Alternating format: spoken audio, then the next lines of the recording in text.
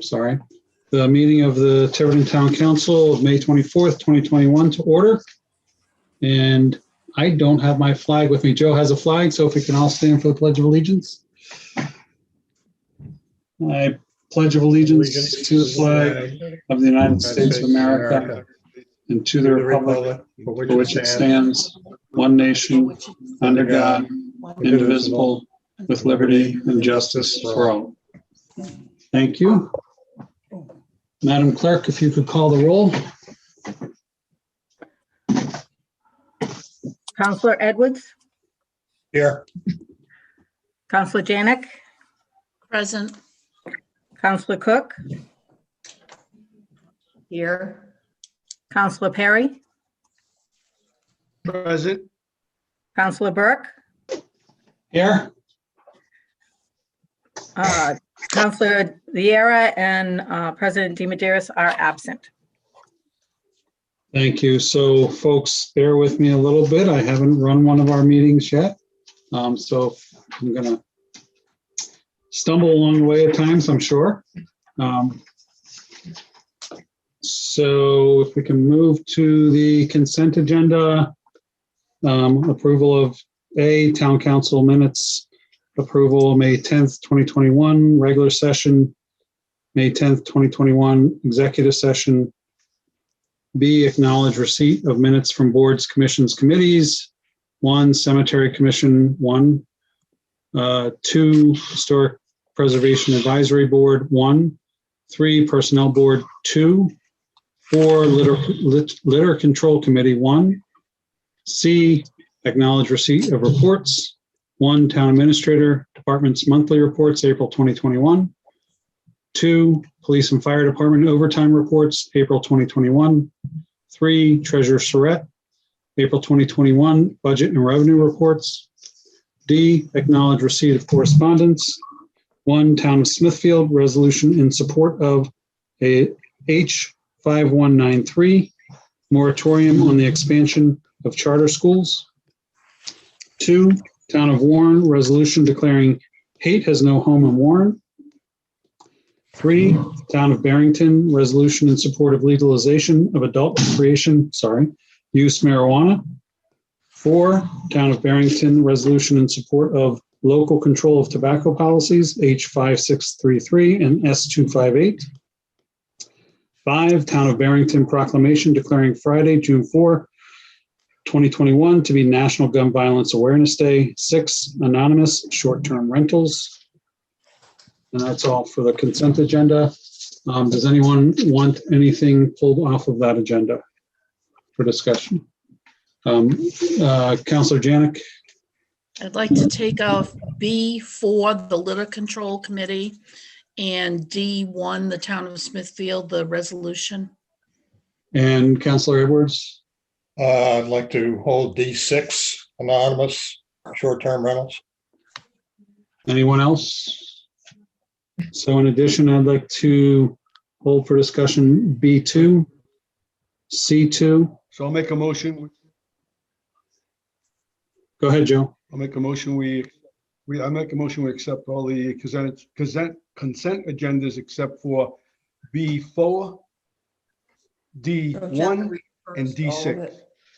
So B4, D1, D6, B2, and C2.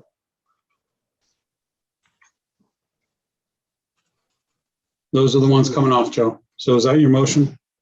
Okay. Yes. Is there a second? Second. Councilor Edwards, second. Okay. All those in favor of the consent agenda items, excluding B2, B4, C2, D1, and D6. Councilor Edwards? Yes. Councilor Burke, yes. Councilor Janik? Yes. Councilor Cook? Yes. Councilor Perry? Yes. So the first one in order is B2, and I just have a quick question on that. And Chris, you may have to come back to us on this.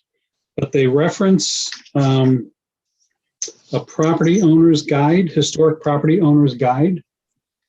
Is that something that generally they bring to you first or to the committee, the council for approval? I haven't had a chance to look at it. I'm not even sure if it's up on the web. I have not seen it. I'm assuming it's something that we've passed out in the past.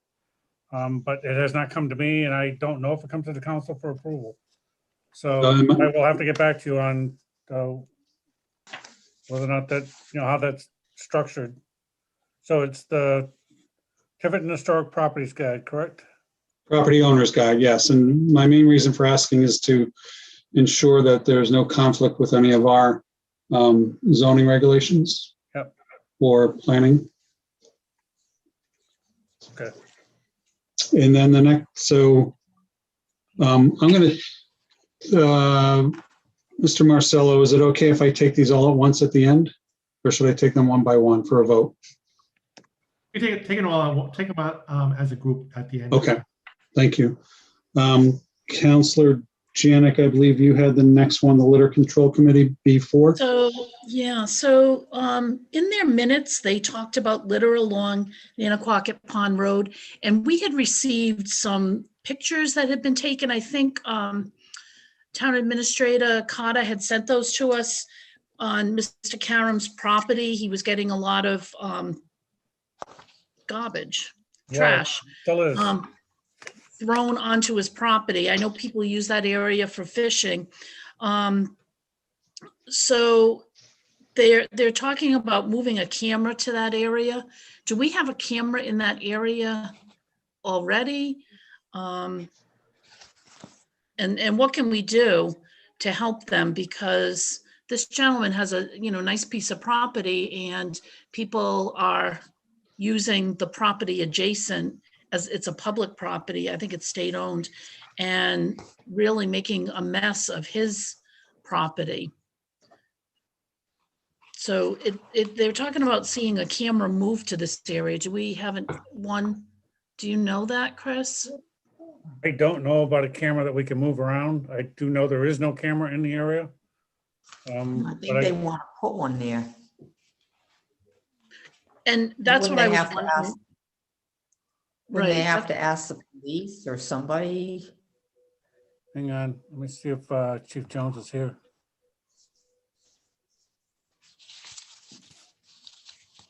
Because it just says that Dick Danner, who's on the committee, said he had a discussion with one of the police officers, and they're giving Lieutenant Raymond Dick Danner's contact information to see about getting a camera moved to that area. Chief Jones, do we have a camera that we move around? We do have a camera. We do not have a camera, as you stated, sir, posted in that area. Okay. As you know, we went in front of the Traffic Commission. So the Traffic Commission did agree with a lot of the recommendations that the administrator and I put in place about not the people who are going there and fishing off the bridge, interfering with pedestrian traffic, and also limiting them to one side of the bridge. So I did go by there. The signs are posted, but it does not help us with litter.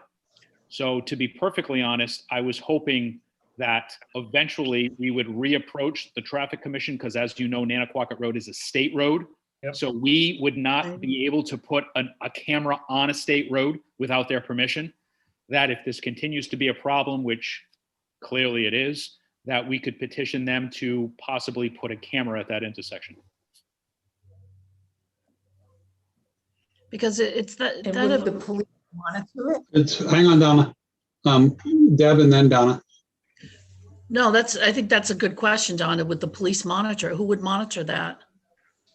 So the state would, if the state installed a camera, DOT, because it would be a traffic camera for that purpose, they would have to allow us to have access to it unless we or they gave us permission to have a camera there. So unless they gave us permission to have a camera there, it would have to be a conversation between the town and state DOT to install a camera and allow us access to it. or at the very least, allow us access to review footage if we had a problem with littering or any other criminal offenses that took place. Right, right. And there were a number of issues there, but his personal is the trash that looks like they're throwing over the fence. It's not just a little bit of trash, plus the traffic, the foot traffic. So I think what happens, and with no disrespect to Mr. Karam, because now that the season is here, those trash barrels get filled up fairly quickly, especially on a weekend, especially after the weekend that we just had. I know I went over the bridge and there was no less than a dozen people fishing at one time. They're filling up those trash bins. We're always there on patrol checking that. But once the trash bins overflow, just like any other trash bin that we deal with in town, it overflows, the wind takes it, people litter, and then all of that trash is getting accumulated on Mr. Karam's property, unfortunately. Councilor Edwards? When Jim Karam first brought this up a couple of months ago, I went down to the bridge, and when you cross the bridge on the right-hand side, there's this long triangular piece of land that I guess the state owns, where cars park. Adjacent to that is a stone wall that borders his property. And then about 3 feet on the other side of that wall, he's erected a black chain link fence. If you look over that wall, it's like looking at the landfill. They're not just getting rid of fishing gear. There's bags of trash, clothing, you name it, they're throwing it there. So this is more than just fishermen. It looks like it's become a convenient, out of the way place for people to put trash. And that's what he's upset about. The area that's in question, if a camera were placed on his property, assuming that's permissible, can it be viewed from that angle? Well, if he put a camera in such a way that it looked down the length of the stone wall, certainly. So I guess I'm asking the chief and/or Chris, if we wanted to approach Mr. Karam about us placing a camera facing in the appropriate direction on his property to monitor, what are your thoughts? So if Mr. Karam wanted to shoulder the expense of placing a camera on his private property, and if an issue came up that someone was littering and he would surrender the video to the police department and the video was dispositive, we would charge someone. But, and I'll defer to the solicitor too, this is where we get into legal issues with private citizens surrendering evidence that are going to be used in prosecution for criminal matters. So, and also utilizing private citizens to, at their own expense, putting law enforcement or preventative measures to protect their property and surrendering that video. It gets a little sticky. Okay, and that's why I asked the other way around, not him putting it, but us putting it there, and whether or not there would be an issue with that. But either way, Mr. Marcello, your thoughts? I think it's a little different if he gives us permission to put a police camera on his property at our expense. I think the chief is right, though. I think if we're asking him to pick up the cost and of all that, that gets a little dicey because now we're using a private citizen to enforce public rights. And obviously, it's nothing we could do tonight, but might be something to think about. At the same time, I'm sure this isn't the only place in town that this is happening. So it's not like, we'd have to consider whether or not we want to do it more globally at other places when such problems arise. Councillor Cook? I think we need to think bigger than just this one area as far as using a camera from the state. There was legislation not passed but in committee by Senator Saveni that he wanted to have cameras all over the place, all out through Rhode Island and starting in Portsmouth.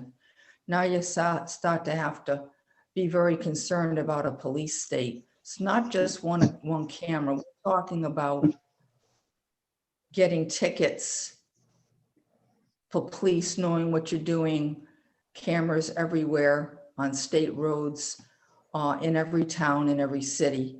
So it can be a slippery slope.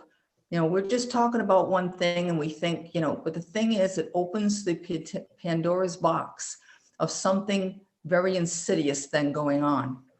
And when I start thinking about that, I'm very much against it.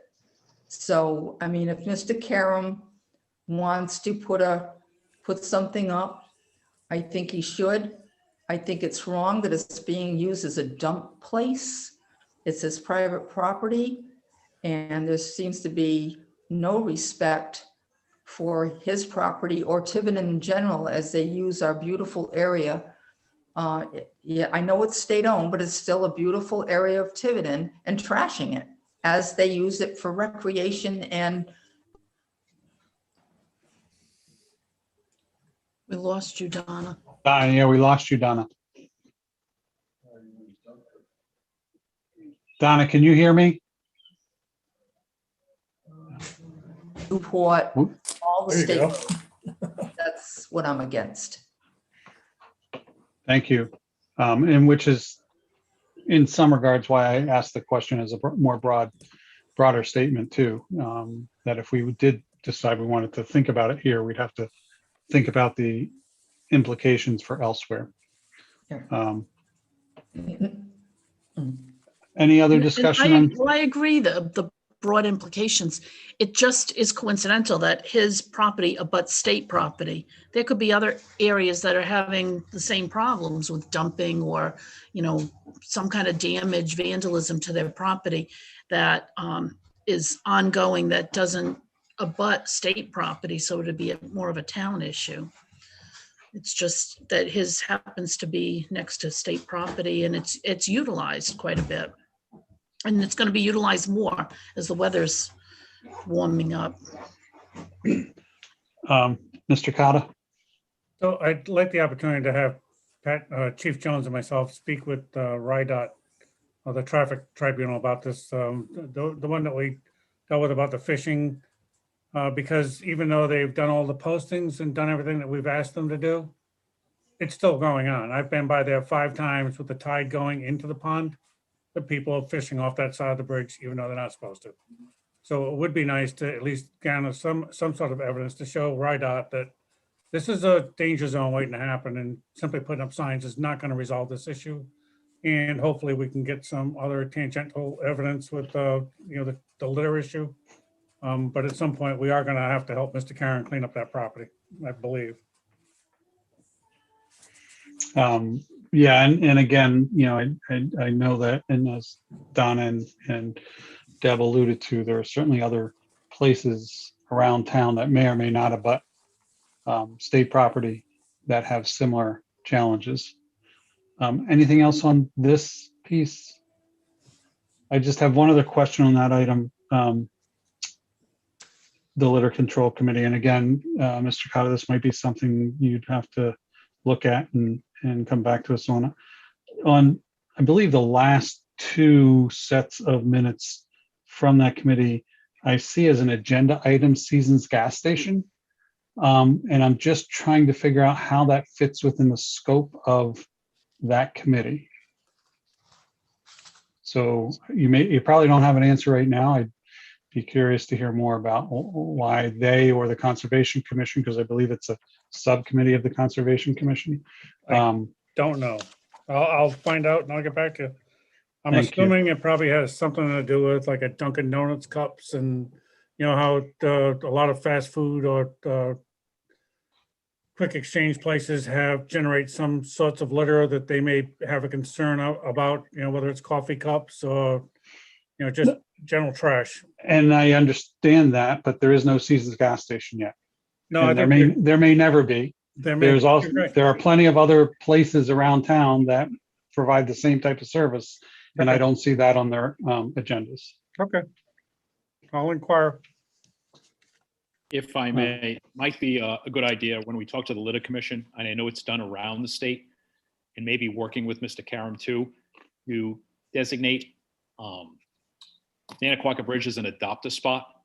So this way we can get volunteers to help us out, mitigate this, because, and I know, and you've heard from the DPW director as well, this is not only an issue when it comes to the people who are using the bridge to fish, this is people that are using the common trash receptacle to dump their household trash. Yep. So this is just not exclusive to those folks who are going to the bridge, fishing and being good citizens. This is other people that are just littering. So maybe if we can partner with someone to mitigate this, it might not be a bad idea. Great, thank you.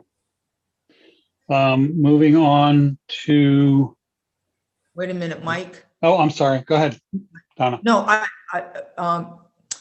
Chief had a good idea, but who's going to get in touch with the litter committee to see if possible that, and how would you get on the man's property to clean up the area if we do have someone that wants to be part of a committee to clean the area up? I mean, it's kind of like unfinished business a little bit. I know Mr. Karam as well as I do. I'm sure he'll welcome anyone who wants to pick up his trash. No. But we'd have to ask him first, yes. Of course, I mean, of course. it's kind of left up in the air. That's all. I'm just trying to. No, I would figure out- suggest that he's part of the discussion. Oh, So, Mr. okay. Cotta, can you work with the chief to have that Well- discussion with him? I will work with him and Mr. Karam, and just so we're clear, it's not Mr. Karam's trash. It just. No, it's not. I'll make an effort to talk to the litter committee also. I'm the liaison. Oh, so thank you. I didn't realize that. I will. No, that's no problem. I talked to them about the issue at that property to begin with, and they said they would look into it, but we'll see if we can get a few more volunteers. I would say we should reach out to the individuals who were opposed, because remember, initially, the town, through the administrator and myself, wanted to end all fishing from the bridge. That was the initial proposal to the State Traffic Commission. Right. And there were citizens in town and people who are fishing who opposed us. Maybe getting some of those folks involved to help us out so we can solve this problem. Be a good idea. I don't want to ahead. prolong this. I think constitutionally, you can't stop people from fishing. I think that's a problem. Well, you can stop them from doing it off the bridge. No, I don't think you can. Yes, if it's a danger issue, if they're creating a public safety, you can. They can fish from the side outside of the bridge. Well, I know it's a danger issue, but it's also might be a constitutional issue too. So they All can, right. the Constitution can agree with them. However it turns out. Okay, thank you. I believe the next item is mine C2. Again, this is, this is more of a question. In reviewing the reports, it just came to my mind, Mr. Cotta, that have you talked with the senior center director at all about any reopening plans? So we have not done I know that she's doing some work with some seniors about transporting them via the bus. She has not, I don't believe, opened the facility yet, but I think that we are going to wind up opening things fairly quickly. Okay, As all this guidance is pushing state agencies to open up fully, that we're not going to have much choice but to reopen. And I've already started the discussion here in town hall about, the concerns the staff have and what we can do to help mitigate some of those concerns. But I believe that most of the senior centers in the state have still been either closed or limited opening. And she's been waiting for that guidance to come through the statewide senior center offices. Very similar to the libraries, that they have done a very soft reopening and some areas are open. So I will talk to Janet about opening the senior center. yeah, just to get an idea, that's all. Thank you. But I believe we will all be open fairly quickly. So, Counselor Janik, D1. You're on mute. Deb, you're on mute. Sorry. That's fine. D1 is the town of Smithfield, the resolution in support of the moratorium on the expansion of charter schools. And it's just a comment. I know that as a council, we are not responsible for schools. They don't fall under us. But when they expand charter schools, more money filters to charter schools and less to the public schools. And so it does impact our town. It impacts all of our town because we do receive less funding for our public schools, which means less funding for the town in general. So I just wanted to offer my support to that resolution also. And, That was it. yeah, well, I also thought about, and I don't know, I'm not going to put the treasurer on the spot, but, perhaps if at another meeting, I would believe she would have this information. If I'm wrong, correct me, how much money, if any, we are now sending out to charter schools for tuition purposes. That would be helpful information. And then the last item we pulled was D6. Councilor Edwards. Oh, I just wanted to make a request. I did this 2 weeks ago when we got a similar letter, and I will do it again. If the individual who is watching who sent us this letter, would you please contact me through my town email or my phone number, which is a matter of record.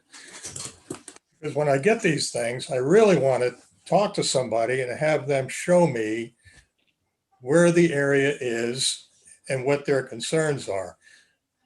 I appreciate the letter and I understand what you're saying. I'm kind of a visual person. I would really like to see it and have it shown to me. Because I really believe that the town needs to do something about these things. I just need a clear direction. Okay. Councilor Cook. Yeah, I pretty much feel the same way as Jay. I read it and I'm like, well, what part of town are we talking about here? I mean, it doesn't really say. And I just have to say, if you have a complaint, I really feel you need to put your name on it. I just can't go with anonymous. I'm sorry. Thank you. Anything further on this? I'd like to, if someone can make a motion to accept items, consent agenda items B2, Historic Preservation Advisory Board 1, B4, Litter Control Committee 1, C2, Police and Fire Department. Oh, I'm sorry. It should have been C1. I apologize. C1, Town Administrator Department's monthly reports, April 2021. D1, Town of Smithfield resolution in support of H5193, moratorium on the expansion of charter schools, and D6, anonymous short-term rentals. Do I have a motion? So moved. Councilor Edwards motion, Councilor Perry second. Any discussion? All those in favor? Well, Jay? Yes. Myself, yes. Councilor Janik? Yes. Councilor Cook? I just have a question. This is just acceptance of correspondence. It has nothing to do with that you agree with everything, right? Correct. Okay. Yes. Okay. And Councilor Perry? Yes. Okay, moving on. I believe there was a public comment that Jeannie sent out earlier, and I just have to find it.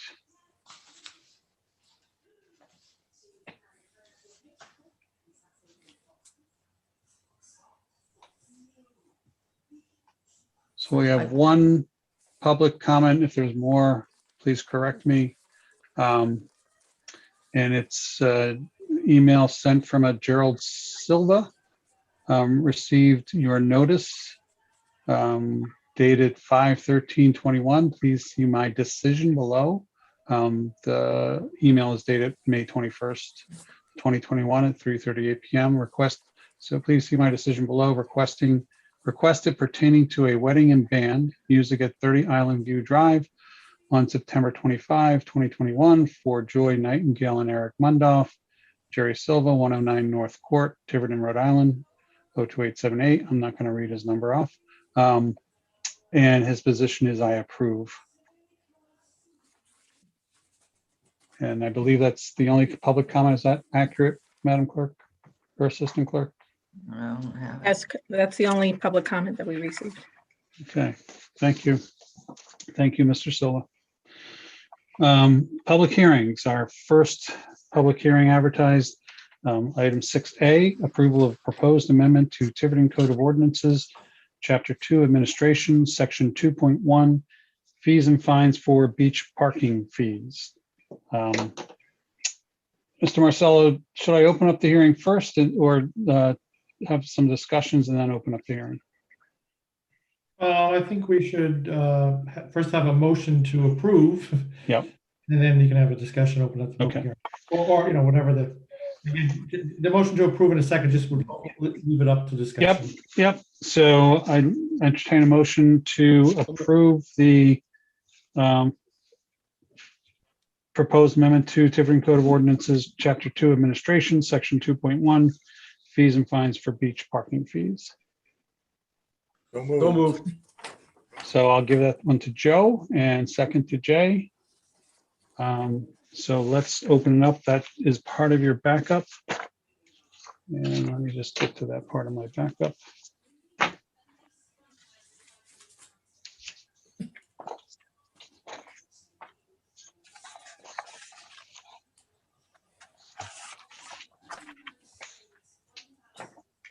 So this was a recommendation put forth by the Recreation Commission. So I will ask the chair, Mr. Gilfillan, to speak to that. Hello, everybody. Happy to comment. I don't know, Councilor Cook, I noticed you had your hand up first. I don't want to jump out of order. Oh, sorry, I missed I'm that. Go ahead. sorry. I'm sorry. I'll let you speak first. I was just going to ask a question. I'll wait. Okay. All right. So thank you very much for allowing us to put this forward. The Recreation Commission has been looking for ways to be able to generate revenue to help support the beaches, essentially. We recognize that funding at this particular point would go back into the operating budget. But for us, one of the things we really looked at is that there is a lot that we would like to do. And having some of the revenue that would be associated with this allows us to reinvest resident money directly back into resident resources. So one of the things we also recognized is that we didn't want to create, where possible, an additional hardship. So the proposal on this essentially states that for any season pass that we would sell for $10, it would include a roll of trash bags, which is valued at $10. I've spoken to DPW Director Rogers on how we would facilitate that with getting the trash bags and the process for distributing them. But essentially what we're trying to do is create a revenue stream where one doesn't currently exist to help us be better at offering more for the residents and do it in a way where they're still getting something beyond even just the sticker. So that was the thought process behind it. And there was a lot of discussion. A prior version of this did come before you last year, just without the trash bag component attached to it. So just to be clear for everyone, what we're discussing right now are just the fees.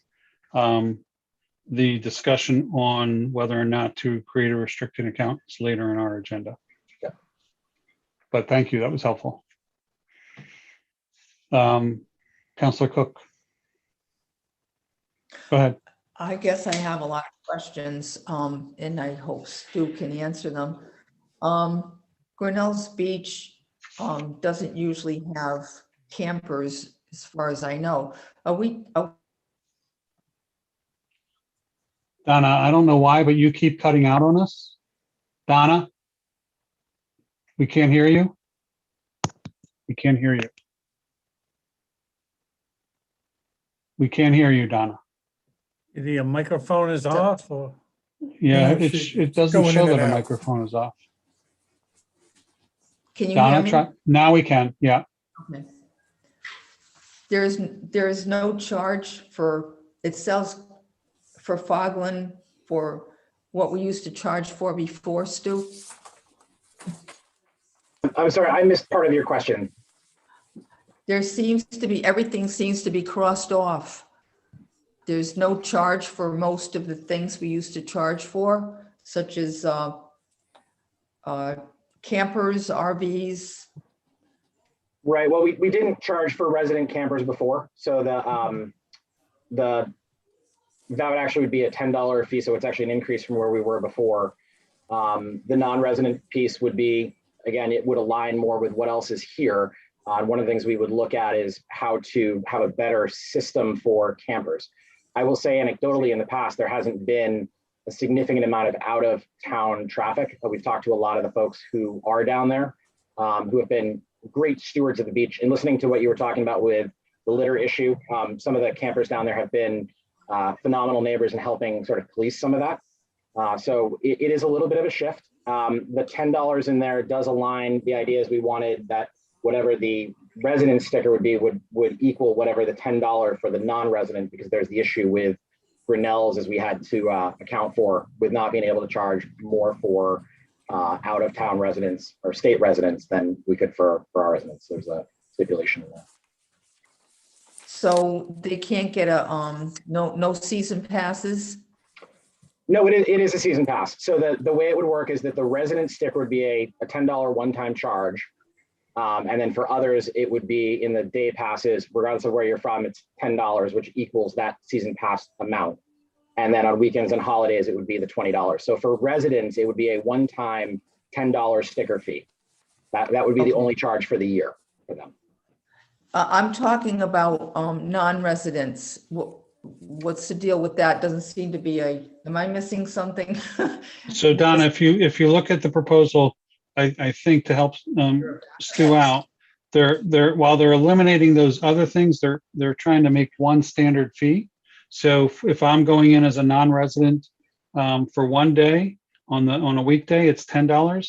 If I'm going in on a weekend day, I assume that is, Stu. So if I go in on Saturday, it's $20. If I can come back on Sunday, it's another $20. If I come back on Memorial Day, it's another $20. That's really expensive for people to use. We aren't going to use a season pass where it's a little more user-friendly? No, Donna. So I'm separating out so you mean a season pass for non-residents? Okay, I see what you mean. But before we had non-resident season pass fee, there was none. There has not been a non-resident season pass previously. Okay. Well, I don't know. I just think that's kind of unusual because I don't know any beaches that don't have a season pass. I mean, you can get a daily pass and a weekend pass and holiday pass, which costs more. But usually people that go there have children. It's very expensive to do it that way. Is there any way to do a season pass where you pay $100 for the season and you're done? So it is something that the commission looked at. I will tell you that the expense related to it for the other communities in town, that is something that we could entertain. We didn't want to go too far with this. I will tell you one of the other conversation points that came up was the idea that we did want to align this a little bit more with supporting the residents of Tiverton. So the thought, I think, from some of the people on my commission, and I'll do my best to relay what their concerns were, was that they didn't want to say, well, we're going to sell these 2 passes and now you're going to have it open where there's a potential that somebody from out of town may be using the beach as frequently without additional charges as somebody from Tiverton. I will offer that I think it's something that we want to look at in the future, but at this particular point, we haven't had that particular element previously, and we didn't want to introduce new pieces right now. I think it's definitely something that could be on the table for future iterations. So really, Stu, there's no change from current practice of even though it says non-resident season pass fee, none. We really didn't have non-resident season passes correct to this point. Okay. Correct. Yep. Councilor Edwards, you have a question? A question and a comment. Personally, I'm more concerned about how these things affect the actual residents of Tiverton, not the non-residents. And if they can't afford $10 to park at a beach is pretty cheap in Rhode Island. Try Newport. My big concern is not for the non-residents. Mine is for the residents we have a season pass for them. And that's good. Thank you. Counselor Janik, your mic's off. Sorry. My only concern is if we have people and I think that it would be nice that there's more space for residents. You know, I'll say that out front. Yep. But if non-residents don't want to pay that fee, I think they're ending up parking outside of the beach, and they're parking on the streets and in the parking lots of the businesses. So I don't know if that came up at all, Stu, if that's something that the residents complain about or the business owners complain about, that, you know, their parking areas or their parking area or the street are getting filled with out-of-state cars who don't want to pay the fee for the beach, because walk-ons are free, correct? Correct. Okay. Yeah. So that's one concern. My other question is, do we have lifeguards so that we can actually open the beach? Right, so we do have a couple of applicants who have come in. That's an ongoing situation that we've been working on with Chris Cotta, as well as our commission, to try and get more people in. Our numbers are not as high as they've been, and not to dive down that rabbit hole, but I think there are a number of different factors, one of which is that due to COVID, a lot of pools were closed, so they weren't training as many lifeguards, so there are not as many available. We are not the only municipality that's encountering this problem. I know for a fact the YMCA in Newport is short 5 lifeguards. So you know, it's happening everywhere. To your first point, Councilor Janik, it is something that's a concern. I think it gets into the question of more communication with other entities in town, like the police department, to moderate and manage that, because it's a little outside the scope of recreation, but you're absolutely right. It's a concern that we need to monitor. And before I get to Mr. Cotta, I will note that I heard on the radio today that the state of Massachusetts is advertising, I think, again, for lifeguards, for pools, beaches, etc. Mr. Cotta? So just, I just want to note the one thing that, 2 things really, where it says beach fees, that is really parking fees, not beach fees. So we're not charging to use, Yes. we're charging to park. And the second thing is, as it relates to Tiverton resident season passes, we will be limiting these season passes to residents with Tiverton registered vehicles. No out-of-state vehicles. Yes.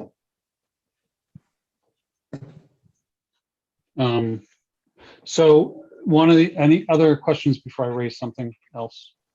One question, when Let me go to Mr. Perry, Councilor Perry first, and then to you, Councilor Edwards. Yeah, Mike, as a member of the liaison to the recreation, I totally support the resident sticker. I think we have to take care of our own people, especially when you have Grinnells to a limited amount of spots. Some people do get upset when they get there and find out there are out-of-town vehicles parked there and they're not able to use the town beach, which they pay taxes in the town for. I think, you know, we definitely must cater to our own people first and not worry about out-of-town residents. That's all I have to say. Thank you, Councilor Edwards. Councilor Perry. Councilor Edwards. And just for anybody who's watching, where do you get a season pass? At the gate. So when you drive through, you can, the same process as it's been in the past. They'll record your information and put your sticker on your car. So it would not change. I will say that one of the things that DPW Director Rogers and I are looking at is the process through which we would provide the trash bag rolls to people. That's something logistically we just would need to iron out. But you know, it's a one-time $10 fee. We're not going to hit people up again. It's you know, should be a pretty painless process, I would hope, for them. Next up. I know my wife sees it as a badge of honor every year. So my question, and Mr. Cotta, I don't know if you have your hand up or just playing with your pen there. Go ahead. So at some point, we will have to create an ordinance about parking around these beaches. So that's another issue that I want to be on the table. It won't deal with this particular fee, but we should at some point create an ordinance about parking around these areas. My Councilor Perry, a question or? One other thing, Mr. Brick, people must affix the sticker to their windshield. They cannot hold it in their hand and drive in and show it. It's got to be affixed to the vehicle, because that was a problem we've been having in the past. They've been handing it off to somebody else. And so that's a must. It's got to be affixed to the vehicle. Absolutely. So my only question is there any conflict with the requirements we have for trash bag income going toward the landfill closure? If they give out, I don't believe so. okay. Counselor Janik? And it's a little comment, the stickers, I think this is the second year, correct me, Stu, if I'm wrong, that the rec commission's had a contest. Kids in town do drawings and they do vote and they do select a really cute little drawing that goes on the sticker. It changes every year. Yep, the winner is for the fourth graders in town. So this year's winner was a fourth grade student at Fort Barton who did an awesome drawing of a seal. It's really cute. I just want to, if I can get to it quickly enough. So for the public's sake, before we move, so I need to open up the public hearing. So anybody who would like to speak from the attendee room, please raise your hand. And while you're doing that, I want to share this. Can everybody see that, just to make it easier for the public instead of trying to read through what's proposed to be stricken and what's proposed to be kept or changed? So right now I cannot, I can make this bigger. So, and while you're doing that, Mr. President, anybody from the public who would like to call in who's not on the Zoom meeting, you can call in using 877-853-5247.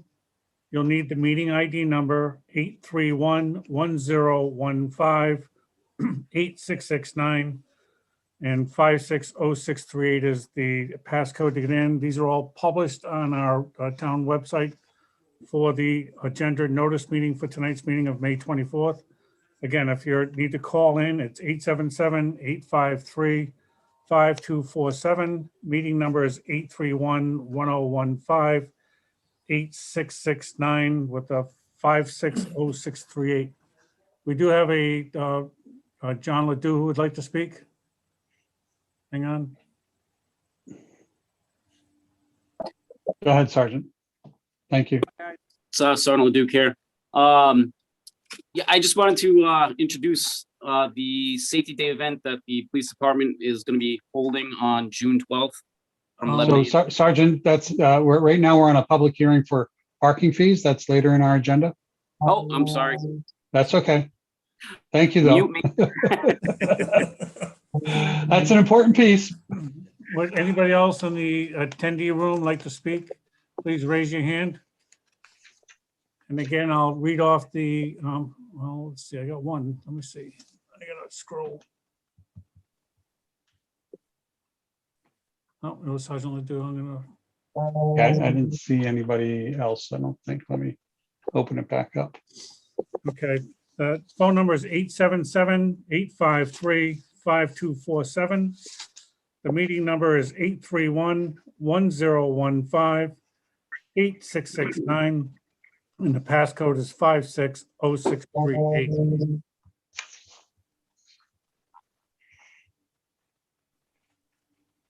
So while we're Okay. Seeing no one, hearing no one. I'd recommend you close the public Yep, hearing. I would entertain a motion to close the public hearing on this matter. So moved. Is there a second? Second, Counselor Edwards? Yes. Myself, yes. Counselor Janik? yes. Counselor Cook? Yes. Counselor Perry? Yes. And I think that's everybody. Okay.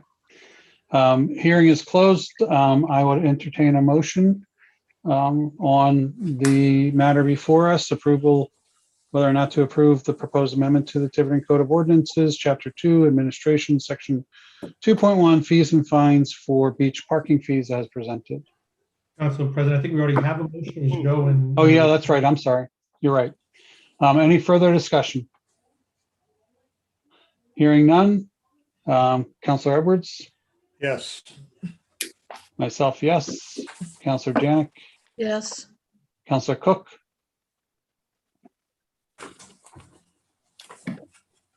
Counselor Cook?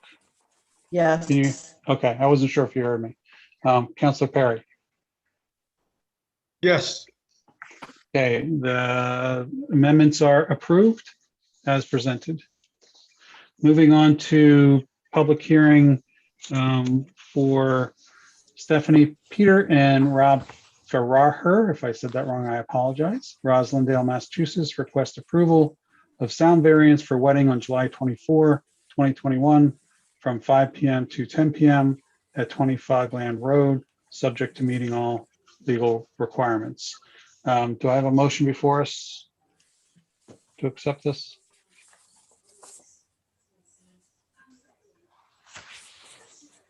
Anyone want to make a You motion? want it so moved? Is that Counselor Janik? And Counselor Edwards seconded. Okay, motion is before us. If you can, it looks like Mr.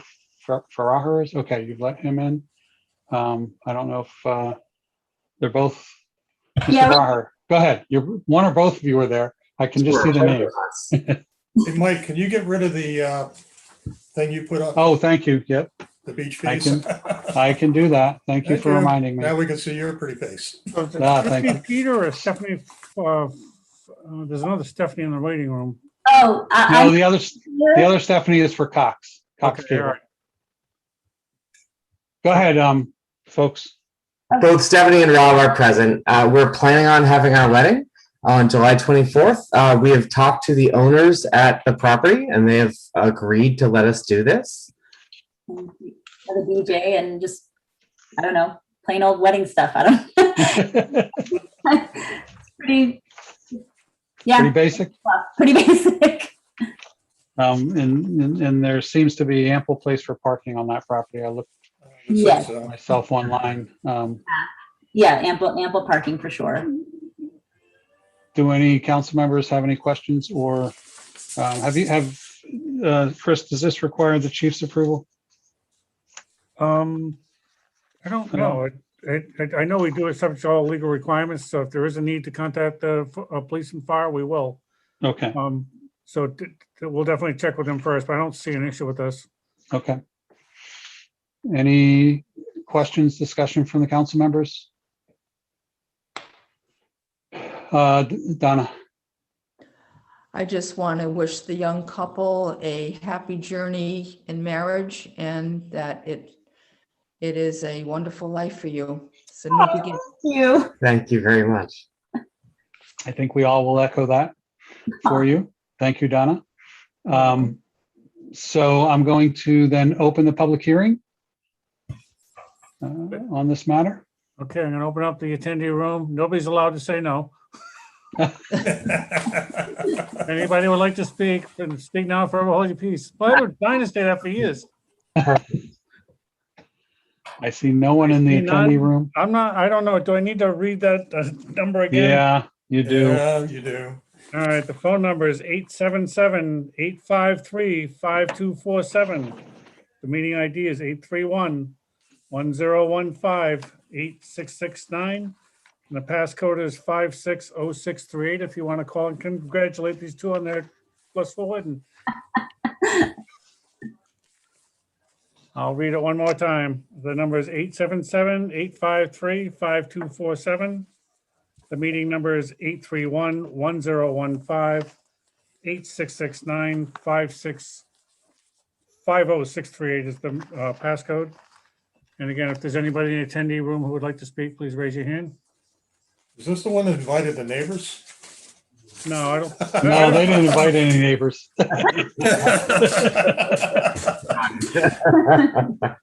Just council members. Council members. Oh, so you gave notice to all the, yes, they did give notice to all the neighbors, yes, so they're Yes. well aware. And there doesn't appear to be any here that I see on the list. So, Okay, so I will entertain a motion to close the public hearing. So moved.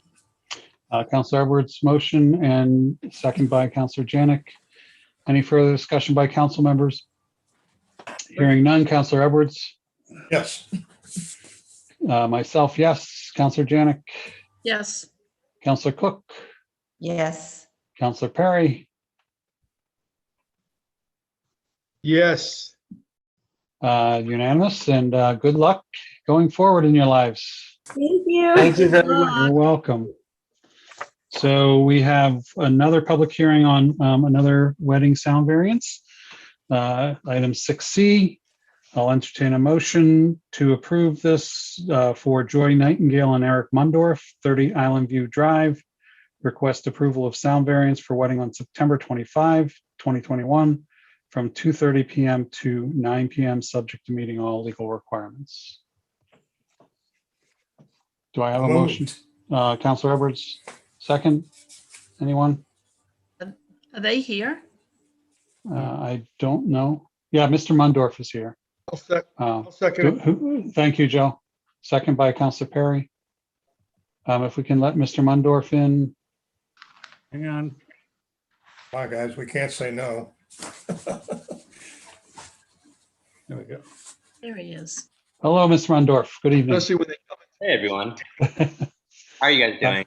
Good. How are you? Joe? Good. Donna, you want to make your point? My point. Same thing, right? Yeah, I want to wish this young couple a wonderful journey on their crusade to have a life together, and I hope it's happy for eternity. Thank you guys so much. My fiance is working a 24-hour shift in the ICU, so that's why she's not here. But Oh, our heart goes out to her and thank her. Sure does. but she says thank you. So if you want to say anything to us, feel free. Otherwise, we'll open up our public hearing that's required. Just want to say thank you very much, and it's been interesting hearing you guys talk. It's nice to hear you guys all caring and thinking and analyzing everything so carefully. So yeah, it's been cool to listen in. Thank you. We did, you may have heard, we did get an approval comment from one of your neighbors, one of the neighbors. I think my only one question, and I only looked at an aerial view, it looks like it's a fairly narrow road. Are there any parking concerns? So we are actually having, pretty much everyone stay at the Marriott in Westport. And then also, I think there's a Hampton Inn right next door also. Then we're busing, we're busing them in here. So Great, there should great. be limited parking or Okay, great. limited cars, but we do have ample parking too. Sounds like a Great. plan. Excellent, You've excellent. invited all your neighbors too. Yeah, we still have to talk to all of them, but yes, we will definitely be inviting them. Well, they know now. Yeah, we can't stop them either way. Yeah, you can just park on all their lawns. There you go. I did attend a wedding at some point on Island View Drive, and I think that's what we did, was parked on people's lawns. Oh yeah. Although you're having yard games, so you have to keep some of it free. That's true too. Just got to pick up your beer cans. That's right. Yeah, we will. Any- We definitely will. Well, and I'm sure I can probably speak for Chief Jones. He's very appreciative of the transportation you're providing so that we don't have to worry about anyone leaving the party in a manner and potentially trying to drive in a manner that they shouldn't be. So if no other questions, Mr. Cotter, do you have a question? No, I'm gonna read off because it's still a public hearing. Yep, so I'm going to open the public hearing. Go ahead. If there's anybody would like to call in, it's 877-853-5247. The meeting number is 831-1015-8669. Passcode is 560638. It is published on our website for the town council meeting tonight for access into this meeting. If anybody has anything they would like to say, if anybody in the attendee room would like to speak, please raise your hand. Okay, I'll do this one more time. Anybody from the public who's watching, like on YouTube videos, who would like to speak, you can dial 877-853-5247. The meeting ID number is 831-1015-8669 with a passcode of 560638. And again, if anybody in the attendee room would like to speak, please raise your hand. Seeing none, Mr. Chairman, no, that's Eric, sorry. That's him. Hopefully he doesn't have a question for us. Nope, I'm all set. Okay. So I think you're all set, Mr. Chairman. Okay, entertain a motion to close the public hearing. So moved. Counselor Janik, is there a second? I'll second. Counselor Cook, any further Yes. discussion? So Counselor Edwards, Yes. myself, yes. Counselor Janik, Yes. now you, Donna, Yes. and Counselor Perry. Yes. Unanimous, and congratulations to the two of you, and we wish you happiness. Thank you so much, everyone. Thank you. Good luck. Can I just say, we just did a motion to close that public hearing. We didn't do a motion Oh, to. thank you. Thank you. I was ahead of myself. So we do have a motion to approve. Counselor Edwards? Yes. We need a motion to approve. No, we start out with a motion to approve, Okay. but I forgot to take that. Counselor Edwards, yes. Myself, yes. Counselor Janik, Yes. Counselor Cook, Yes. Counselor Perry, Yes. and now, Eric, we wish you all the happiness. All right, great. Thank you. Thank you. Now, we do have a presentation in a bit. I want to try to get through a couple more items, but I may ask your indulgence to move that up a bit. See, depending on how long these go. Item 7A, Mike Napolitano, Dell's Lemonade, Tiverton Little Compton. This is sitting as the Board of Licensing. These next few items, 115 Stafford Road, request approval of victualling license. Do I have a motion? Motion to approve. So moved. Mike. Thank you. So, Joe, Deb moved, Joe, I think, seconded it. So Mike, greetings, welcome. Do you want to talk about your request at all? Yeah, I'm just, it's something that I've been holding off on for, this is year 3 now, just because of COVID of last year, but, I'm just looking to open up a Dell store. That's basically it. We're not going to be open up late. It is what it is. It's a Dell store. So just looking for permission to open up. Questions, discussion? Question. Go ahead, Mr. Perry. Mike, is that a seasonal thing or is it a year round? Seasonal. It might be, Thank you.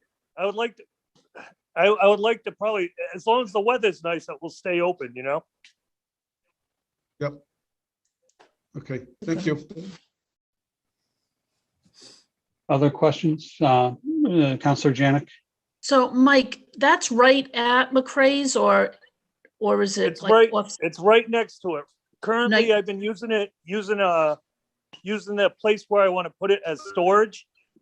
It used to be an old creamery. They used to make milk and cream and everything there, but it used to be an ice cream shop, and now it's just storage for me. So it's just sitting there empty. Other questions? I do have one, but I want to make sure. And Solicitor Marcelo, this is actually for you. In the packet we have, there is a memo from dated May 20th from our zoning official, Joseph Kaufman, stating that retail business, he certifies that the property located at 115 Stafford is a residential R60. A retail business is not permitted by right in this district. Commercial use is pre-existing non-conforming. At this location, this would be an increase of a non-conformity would require a special use permit. The business will be known as Dell's Lemonade. So if we approve this tonight, that takes care of that requirement? I think it would be subject to a zoning approval, correct? Okay. And I did reach out today to him. So I'm Great. just waiting to hear back from him. Okay. We may have a discussion about that, his opinion on that. I did do a little bit more research on it. I did talk to the town planner about it too, and Chris, Mr. Cotter, very briefly about it. So we may not need that, but right now I think as long as it's subject to all, including any necessary zoning approval. So Counselor Janik, I think you made the motion. Can we amend that to include subject to all legal requirements and any necessary zoning approval? Yes. While I have Mr. I'm sorry to interrupt, Mr. President. Mr. Napolitano, you're not expanding, you're expanding interior, you're not expanding outside, right? It's just the interior of the current building, correct? It's just the interior. Right. That may make a difference from our legal, the zoning issue, but we'll talk about that at a different. Okay. Counselor Edwards? So is this going to be a walk-up type thing, or is it going to be inside seating and all that? No, definitely not inside seating. It's a walk-in, go to a counter, get your Dells, and you go. Okay. Counselor Janik? So I think I'm confused, Mike. Are you saying that that is a residential area zoning and not commercial? So you should have the attachment to this item on the last page. It's the letter from the zoning official stating that it's in an R60 district. So Deb, the issue is it is a non-conforming use in a current zone, but the entire building is non-conforming. So the issue is if you're expanding, if you're in the same footprint of the building and you're putting in basically another store, is that really considered a expansion of a non-conforming use that would need a special use permit by the zoning? And that's the issue that I have that I've got to research. The zoning official may be right. I just want to make sure that. Yeah, I didn't even see that page there because that has been, McCrae's was there before Mike was there. Yeah. It was McCrae's and then it was Winnisimmet. Like I'm dating myself, but there's been food there for a long time. That's why we're going to look into it a little bit more carefully. That's all. And it's a great place and it's busy and. So that's what the pre-existing non-conforming use is, correct? Right. The entire building is a pre-existing non-conforming use. The issue is whether or not the fact that he's expanding interior and making making part of the store and Dell's takeout, basically a counter service, does that trigger the need for a special use permit? And that's the question we have to answer. Okay. So the motion before us is to approve as sitting as Board of Licensure, approve the victualling license subject to any necessary legal and/or zoning requirements for Mike Napolitano, Dell's Lemonade, Tiverton, Little Compton, 115 Stafford Road. Counselor Edwards? Yes. Counselor Burke, myself, yes. Counselor Janik? Yes. Counselor Cook? Yes. And Counselor Perry? Nothing wrong with Dell's. So great, Mike, go ahead and do what you need to do to move this forward. Thank you. Good Thank luck, you. Mike. Thank you. Thanks, Mike. Thank you. And I know I'm doing things a bit out of order when I take the votes because I should probably be doing myself last, but I'm just following my screen so I don't get lost. The next item is again sitting as Board of Licensing. Peter M. Kelly, Pete's Ice Cream, 115 Heritage Park. Request approval of peddler's hawker's license for mobile ice cream truck. And if I could entertain a motion and anybody making that motion include that it's subject to any legal requirements. Okay, I'll make the motion. Thank you, Counselor Edwards. Do I have a second, Joe? Yeah, I'll second it. Thank you. And I don't know if Mr. Don't- Kelly is, I don't see him in the waiting room. okay. Any discussion by folks? Counselor Edwards. Well, I just have a question. It's just a procedural type thing. So when he goes to Grinnell's Beach, have we had an ice cream truck or Adele's go there in the past? Does anybody know? So my question is, do they park on the street or do they pull into the parking lot? So my understanding is the intent is that they're pulling over in that wider area by the Doughboy. Yeah. Oh, okay. And I don't know about Fogland, because I think he says Fogland too. But Well, the reason I ask is that, as everybody who drives that road knows, even on a calm weekday when everybody's working, that gets very congested down there. So the last thing we need is to have yet another obstruction on that road. Counselor Perry? Mr. President, I believe he does not solicit in the area of Grinnell's because he would take away from Cumberland Farms and I believe the coffee place there, Coastal Roasters. I think that was one of the stipulations. He just goes around town in other areas, but he doesn't do anything in that area so it wouldn't hurt those businesses. I believe that's what we've done in the past because this gentleman has done this for the last few years. And I believe that's the stipulations that we had. So his application includes a page that shows a schedule. Yeah. That includes stopping briefly, he says, at both beaches, twice a day, I guess. Or one or two times a day. So I think that's why Counselor Edwards raised that question. Yep. But Counselor Perry, you're saying that when this has been approved in the past, we stipulated that he could not do that? He was not able to do that in the Grinnell's area because of Cumberland Farms and the Coastal Roaster. We didn't want him to take away from those businesses. Fogland, there are no businesses that sell, anything in that immediate area. So if I remember correctly, 3 years ago, that was the stipulation. Okay. There's plenty of room with Fogland. Counselor Cook? Absolutely. Absolutely. I find that a little bit worrisome that two businesses that are there can decide to not allow someone to have a truck there once a day, short amount of time. Seems a little anti-business to me where there's no competition. I don't agree with that kind of thinking at all. I think he should be able to stop at the beach. He might have different things. I don't agree with that. I think that's wrong. Thank you. Other discussion?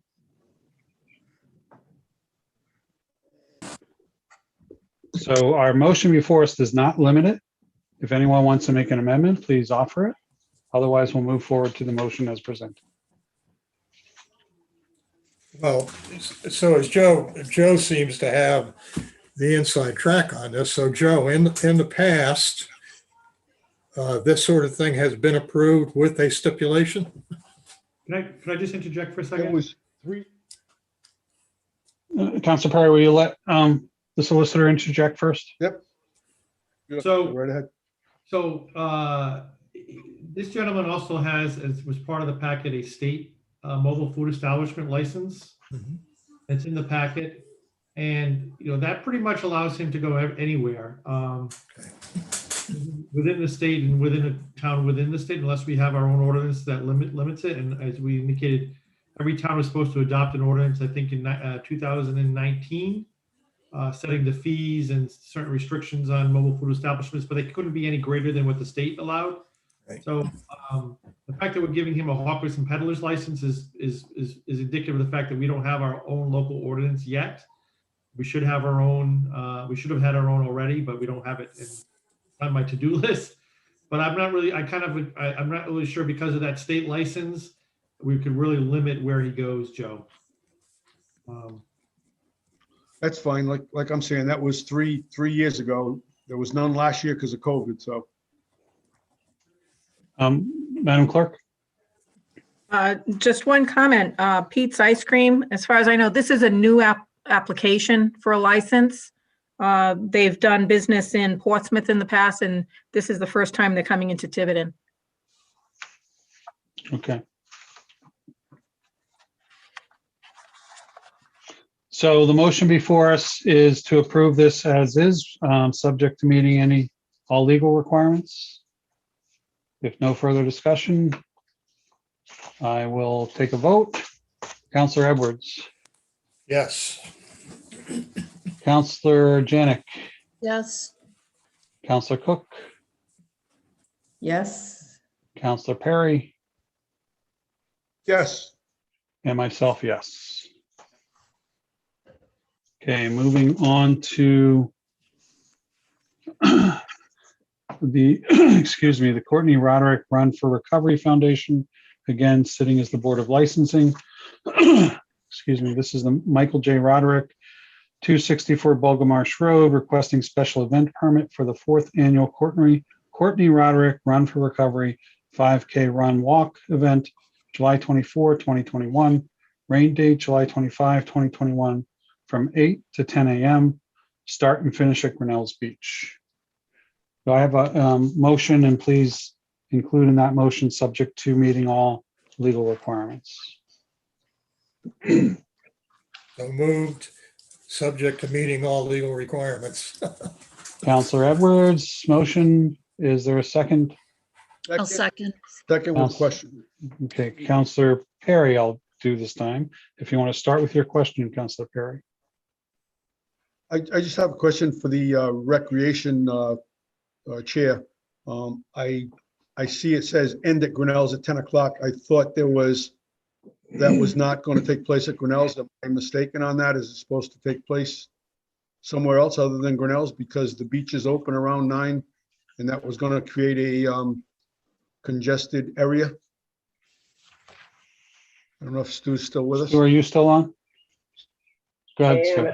I am. And actually, the Recreation Commission approval, and I would have to confirm it, but I believe that it was slated to start prior to the beach's opening to account for that. Or remember correctly. So I was in that meeting that your commission did vote to move it from a 9 a.m. start to an 8 a.m. start, but they did not change the start location. Chris, could you let Mr. Roderick in? I didn't have him out there. Hang on. No, I think I just saw him. Oh, maybe not. It does look on the application that it initially he's said up. 9 to 12, and they've changed it to 8 a.m. to 10 a.m. Yes. So Mr. Roderick is in the audience. Hang on.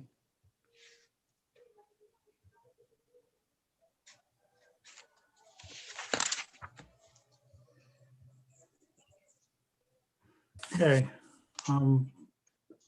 Thank you, Mike, for joining us. Yeah, thank you for having me. Yeah, so we changed it to 8. I anticipate all runners to be done by like 9:15. I put 10 if we just have a little ceremonies afterwards. To be honest, probably gonna be done by 9:30. But so. Questions for Mr. Roderick? Mr. Cotta? Would it be possible to move it to town hall and utilize the Fort Barton area as the parking and staging area? So Mr. Roderick? we did try the first year we had it to start at Grinnell's, and then we moved it to the town hall, and there was a lot of issues going back and forth with people getting. So after discussions with the recreation committee, we agreed upon they supported Grinnell's Beach, and as long as at 8 a.m. it will be out of the way. Councilor Janik, you had a question? My question was just about talking about finalizing the COVID safety protocols. Are we're not in any protocols for outside activities? I don't believe at this point. Yeah, so we put that before the CDC made that announcement. So it makes it easier for you. yeah, exactly. Good thing. Good. Other questions? I have a few. That was my only question. I know that Mike's been running this for a couple of years now and it's for a great cause. So, Yes, we certainly all agree, I think, with the importance of the cause. So other questions, I just have a few, but I want to make sure other councilors have asked. So Mike, you mentioned in your application there will be porta-johns. Where will they be placed? So they're going to be placed around the staging area, the starting area. And have the administrator or the police, Chris, I'm not sure who would have to work with Mike on actual placement of them and securing them, especially, I assume, Mike, that they're going to have to be placed overnight. Yeah, I'm trying to remember exactly how we did it in years past. But I believe the night before, and then they're at the end of the day, the next day they're secured, or they, I believe that was how it was run. I'm Mike Jr., by the way, so my dad's not on the call right now. Right. But I believe that's how you're correct, sir. Yeah. And these are standalone, not like a little truck. Yeah. Yeah. Were they, do you know if they were secured in some way so that nobody could tip them? Yeah, they were secured. So, okay. And so your registration starts at 8 or the race starts at 8? The race is at 8. So registration, I mean, we'll probably 7:45 before that. Okay. And you have some setup time, right? Yes, sir. So you'd actually be looking for somewhere between a start of 7 a.m. and the ending sometime after 10 with all your cleanup, right? Well, it's going to be before. Yeah, I would clean it up, of course. I know. Yeah, that's true. We're cleaning up and everything, but everyone will be out there. But yeah, that would be more accurate. Yes, sir. And you, on your map, you show some dots. Are those watering stations? No, those are just like turning points. Okay. Yeah. Okay.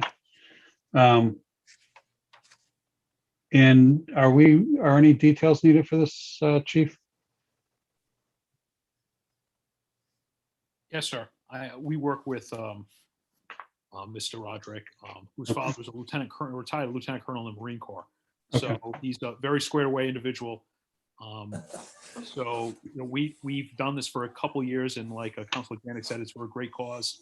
We work with the colonel, and because it's a 5K, and because of the people that it attracts, they're usually out of there by 90 minutes, 2 hours at the max. So they are in and out of there, and they work well with us as well.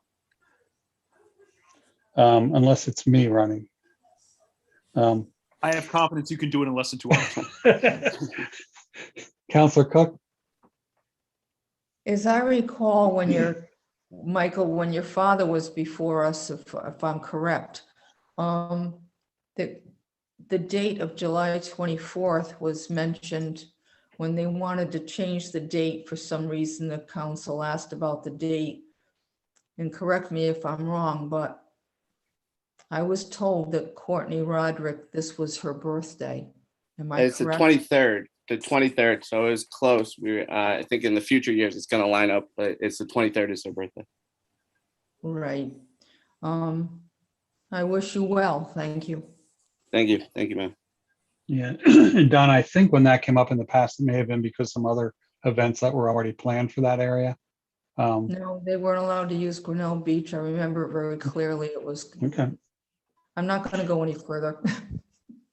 And then parking for the participants, where would that be, Mike? So we had them park along the street there, and then some up by the school, the Fort Martin School. And that's all worked out with the chief, I assume, too? Yeah, yes, sir. Any other questions from anyone?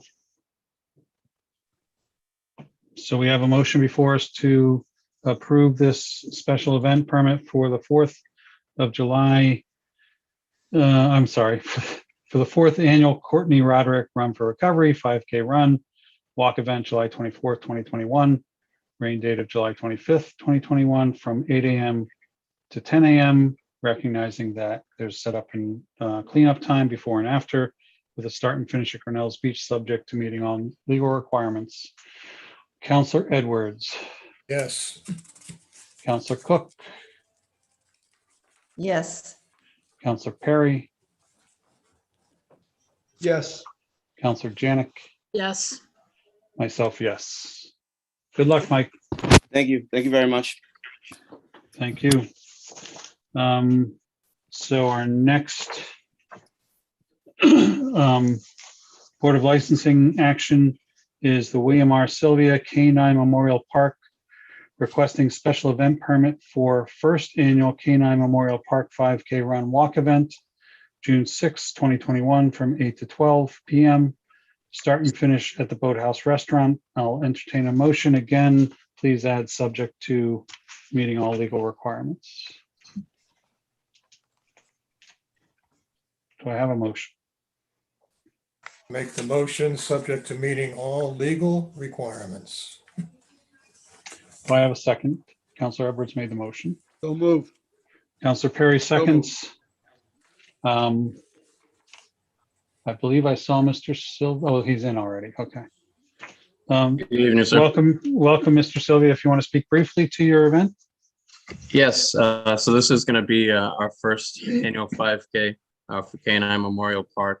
We're establishing an indoor dog park in Fall River, and it's going to be dedicated to all of the fallen canine officers throughout the country.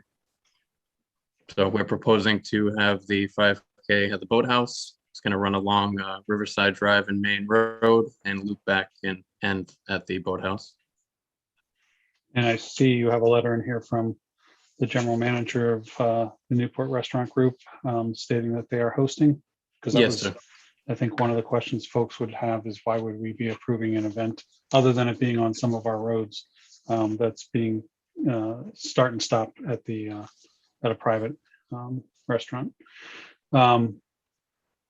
So you said this is in Fall River. Is it already a registered nonprofit in, I assume, the state of Massachusetts? Not yet, sir. This is the first event for fundraising, and depending on the outcome of the event, will determine when it proceeds in Fall River.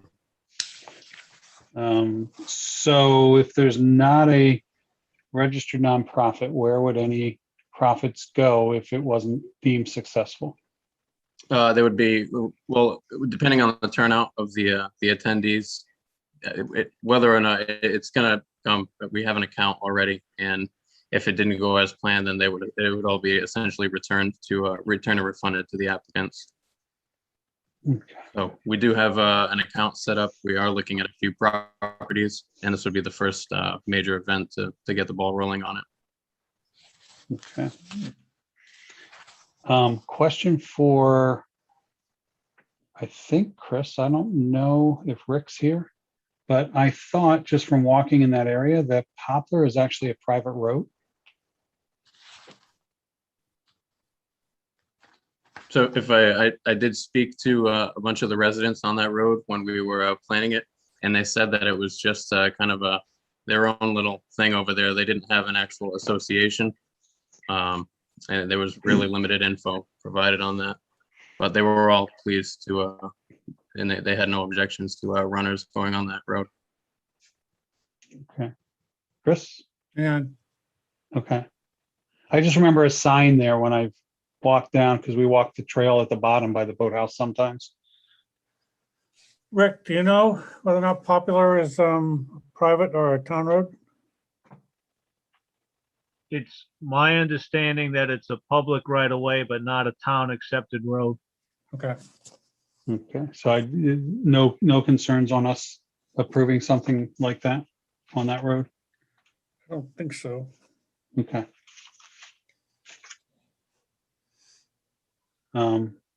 Other questions from council members? If not, we have a motion before us, and I'll move to a vote. Counselor Edwards? Yes. Counselor Cook? Yes. Counselor Janik? Yes. Counselor Perry? Yes. And myself, yes. Good luck. Thank you. I appreciate it, sir. And you're all invited. This is a 5K again? Yes, sir. You can, I guess I have run. You can run or walk, and if you have a dog, you can bring the dog. I guess I don't have a dog anymore, unfortunately, but I guess I have to get in shape quick though, because it's coming up soon. Thank you again. It's really appreciated. Thank you. All right, I think the next couple of items should go quickly. I'm hopeful. Where did I put my agenda? I did bring Stephanie in just in case you want to skip those and come back. Is anybody here for those two items? If not, then we can move to Stephanie and Steve. Bring in, Councilor Burke. yes. I just want to mention that for the Cemetery Commission, Eva Duclos has withdrawn her request for appointment. Okay, thank you. Is Dana here? She was here last time, so I don't think she's here again. She is not.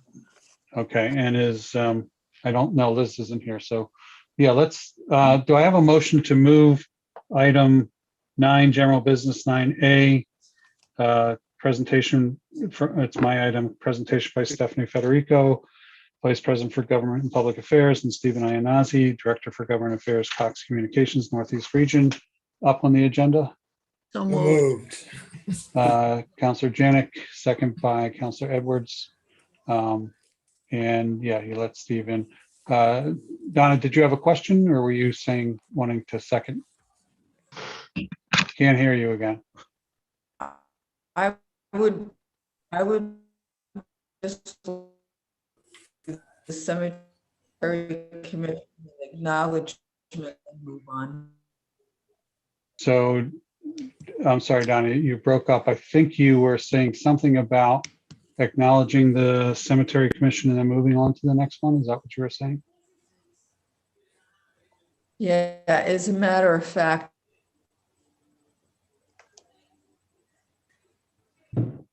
Yeah, you are. No, there you are. Okay. This is where they're on. Counselor Perry? Oh, Donna, we still can't hear you. I'm going to move. Let me move to Joe real quick, Donna, and then you're on mute, actually, Donna. Try to take yourself off mute first. Wait, Joe. Donna? Everything got restarted.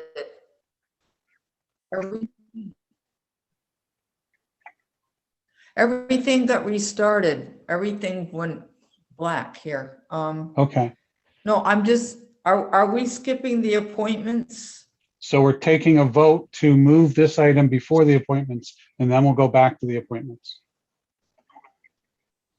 Well, there's only one appointment. Someone withdrew, and there's just a resignation to acknowledge and then move on. Why can't we just finish? We have a motion on the floor. We can decide which to do. Joe, did you have something? Yeah, that's what I was going to suggest, Mike, that we just take Okay. the cemetery commission one All real right. quick and get it out of the All way. right, that's fine. Are you okay with that? Who made the motions? That's fine. Okay. So we're going to withdraw that motion. Do I have a motion to approve? I'll make So we're moving back to approve item Dana Kurt, appointments. Yep, go ahead, Joe.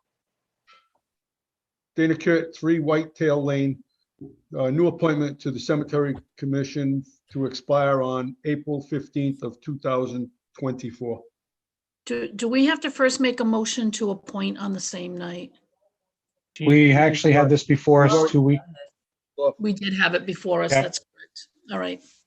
Right. I'll So second Joe, that. so we got a second by, Dana.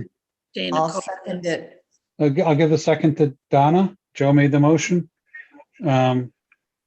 Any discussion?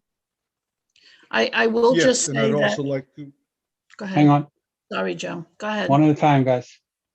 yeah, and I'd also like to thank Eva Duclos for her years of service to the cemetery commission and wish her the best. Yes. Yep, I think the sentiment holds true for all of us, Deb. I second that. I also just wanted to say that I did receive some positive feedback on Dana Coote, and that she would be a great member for the cemetery commission. So I'd like to say thank you for putting your name into the hat for that. And I think we are all, and Stu, you think you're on that meeting, butchering her last name, believe it or not. It's something like Kurt. Yes, Kurt. Kurt. Yes, which surprised me. It's pronounced C-U-R-T, but it's Kurt. Like it has an R in it? Yeah, yeah. Yeah, Okay. Who knew? It's pronounced Kurt, but it's spelled C-O-U-T-E. But she's polite about it, don't worry. Oh, good. All right, we have a motion and a second before us to approve Dana Cook, 3 Whitetail Lane, as an appointment to the Cemetery Commission to fill the vacant position, and to expire 4/15/2024. Counselor Edwards, Yes. Counselor Perry, Yes. Counselor Janik, Yes. Counselor Cook, Yes. myself, yes. And then we simply are acknowledging the resignation of Ms. Cottrell from the Raymond Jones Dog Park effective May 10th, 2021. And again, we accept that with regrets. And I know that she put in her rationale for this, so it's certainly a matter of record that it's due to complications from the COVID vaccine. I was communicating with her today, and there were some significant complications that she had with those. So we wish her a speedy recovery and full recovery from those complications. So, Liz. yeah. Without further ado, if we can move on to item number 9, general business. My item, presentation by Stephanie and Steve. We've talked about this from Cox Communications, and I want to welcome both of them back. If those of you who, have been on the council for a while or watch us, know that Stephanie worked with Tony DeSisto when he was our solicitor, and Steve just recently joined the Cox family after many years working at the state Senate. And I appreciate everything. We'll talk a little bit more, and I updated us very briefly a few meetings ago about the work that they've been helping me with and helping some of your constituents with and our constituents with around the challenges for Cox internet, especially in cable that folks have had. I'm not going to take away their thunder because I think they have some good information to provide us. So Stephanie, go ahead. Thank you so much, Vice President Burke, and thank you all for allowing us to present to you this evening. And specifically, Vice President Burke, I wanted to thank you for being such a great partner with us and bringing constituent concerns to our attention. Our escalations team has been working diligently to resolve the needs of all of your constituents, and we are really grateful for this opportunity to present to you and for our hopeful continued partnership moving forward. So there's really 4 topics that I'd love to cover with you tonight. First is Cox Communications and broadband in Rhode Island generally. The next is Cox Internet within Tiverton. And then 2 is how to get, 3 is how to get full speed from your internet. And finally, how Cox is assisting in bridging the digital divide here in Rhode Island. So with that, I'd love to dive in, and please feel free to interrupt me with any questions that you have.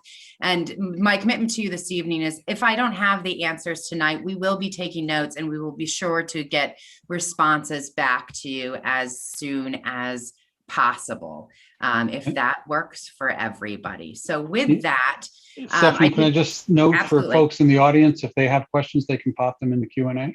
Absolutely. And I'm going to ask somebody, because I'm going to kind of be working back and forth between you all and some notes. So I'm sure somebody will chime in if there's questions from the audience. I'm happy to address those. I will say if there's any individual service requests, that we would be happy to take that information offline and work with you individually so that we aren't violating any privacy components that we have within our company protocols and procedures would be my only ask, but we will be more than happy to make those one-on-one touch bases with you after the meeting if necessary. Okay. So diving right in, Cox Communications is a privately held company, which essentially means we're not beholden to shareholders, and we can be really flexible and innovative in meeting the demands for our customers. Cox Communications began as a cable provider in Rhode Island in 1981 and has grown into providing cable, telephone, and residential and business internet services to customers in 38 cities and towns across the state. The only place that we don't provide services to is Block Island. But throughout the state, we have facilities in 14 cities and towns, which include our retail locations and operating facilities that manage nearly 8,000 network miles throughout the state. We proudly employ nearly 800 Rhode Islanders and are constantly making infrastructure upgrades, as we will discuss in just a few slides. So Steve, if you don't mind moving to the next slide. This slide depicts our economic impact in Rhode Island that was prepared by Bryant University professor Dr. Eddie Tibaldi for us in 2020. And just a few items of note that I'd love to point out on this slide. On an annual basis, we generate approximately 35 million in state tax revenue. We are planning to make 197 million in capital investments over the next 3 years alone. And we have increased internet speeds for more than 15 years in a row. Additionally, what we'll talk about towards the end of this presentation is we offer internet services beginning at $9.95 a month for low-income qualifying families through a program we have called To Connect to Compete. But diving in, Steve, if you don't mind heading to the next slide, I did want to talk to you a little bit more deeply about the consistency in making investments in our infrastructure. So this is really a snapshot that shows in Rhode Island alone from 2016 to 2023, Cox will add nearly 417 million in capital investments.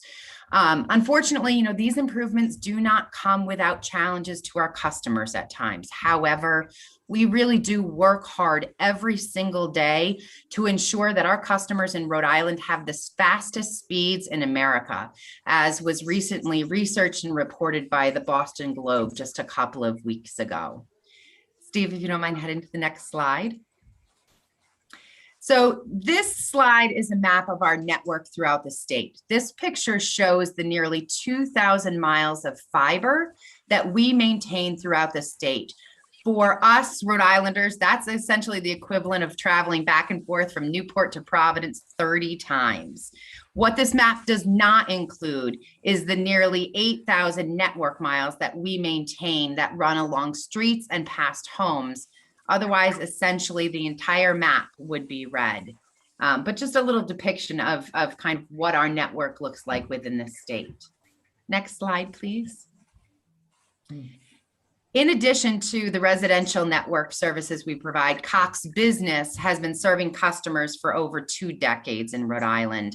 Our dense levels of fiber throughout the state mean that we can meet growing demands of state and local governments, businesses, and educational institutions. I know we have really great partnerships with Town Hall, with the schools down in Tiverton. And as a result of our fiber services, we can offer 10G plus speeds and have a full team of folks on the ground here in Rhode Island to help businesses customize their needs, including cloud services. Next slide, please. Beyond our commitment to providing state-of-the-art services to customers, Cox Communications is deeply committed to the communities where our employees live and work. Locally, my team administers Cox Charities, which over the last several years has contributed over $5 million in cash and in-kind contributions to local nonprofit organizations. There have also been several organizations in the state that have been recipients of our National James M. Cox Foundation. And additionally, we partner with Boys and Girls Clubs throughout our network to provide innovation labs, which ensure that our children have state-of-the-art technology to supplement their education. I will put out a call to action here, and that is for all of you counselors. If you work with nonprofits, we'd love to talk with them about the opportunities to participate in our Cox Charities. We are always looking to diversify kind of the aerial locations that we have and within the state that we contribute to. And so I'm happy to answer offline any questions that you may have with regards to our Cox Charities. If you don't mind moving on to the next slide, and this is really where we're going to get into the meat and potatoes of Cox Internet in Tiverton, Rhode Island. So on to the next slide. Our network throughout the state is a combination of optical fiber and coaxial cable. So our fiber optic network extends from Cox to neighborhood hub sites and on to optical nodes, which for purposes of our conversation tonight is where I'd like to spend our focus. The optical nodes extend service to homes throughout each municipality. And our network allows residential speeds up to 1,000 megabits per second. In just a moment, I'm going to explain in greater detail the infrastructure upgrades that we have made to several nodes throughout Tiverton, but I just wanted to kind of give you a picture that the substance of the work for Tiverton that we've done as of late is in those optical nodes, which really is the hub that services individual neighborhoods within the town. Next slide, please. Specifically with regards to our services in Tiverton, I wanted to call out that what we provide throughout town is the same as every other city and town that we service in Rhode Island. Access to speed, to pricing, to customer service, to technical assistance is the same in Tiverton as everywhere else. We understand that Verizon Fios made certain businesses decisions not to build out in several communities, including Tiverton. But all that means to us is that we feel a tremendous responsibility to the residents of the towns that we are solely in to provide them with the connectivity that we all need in the 21st century.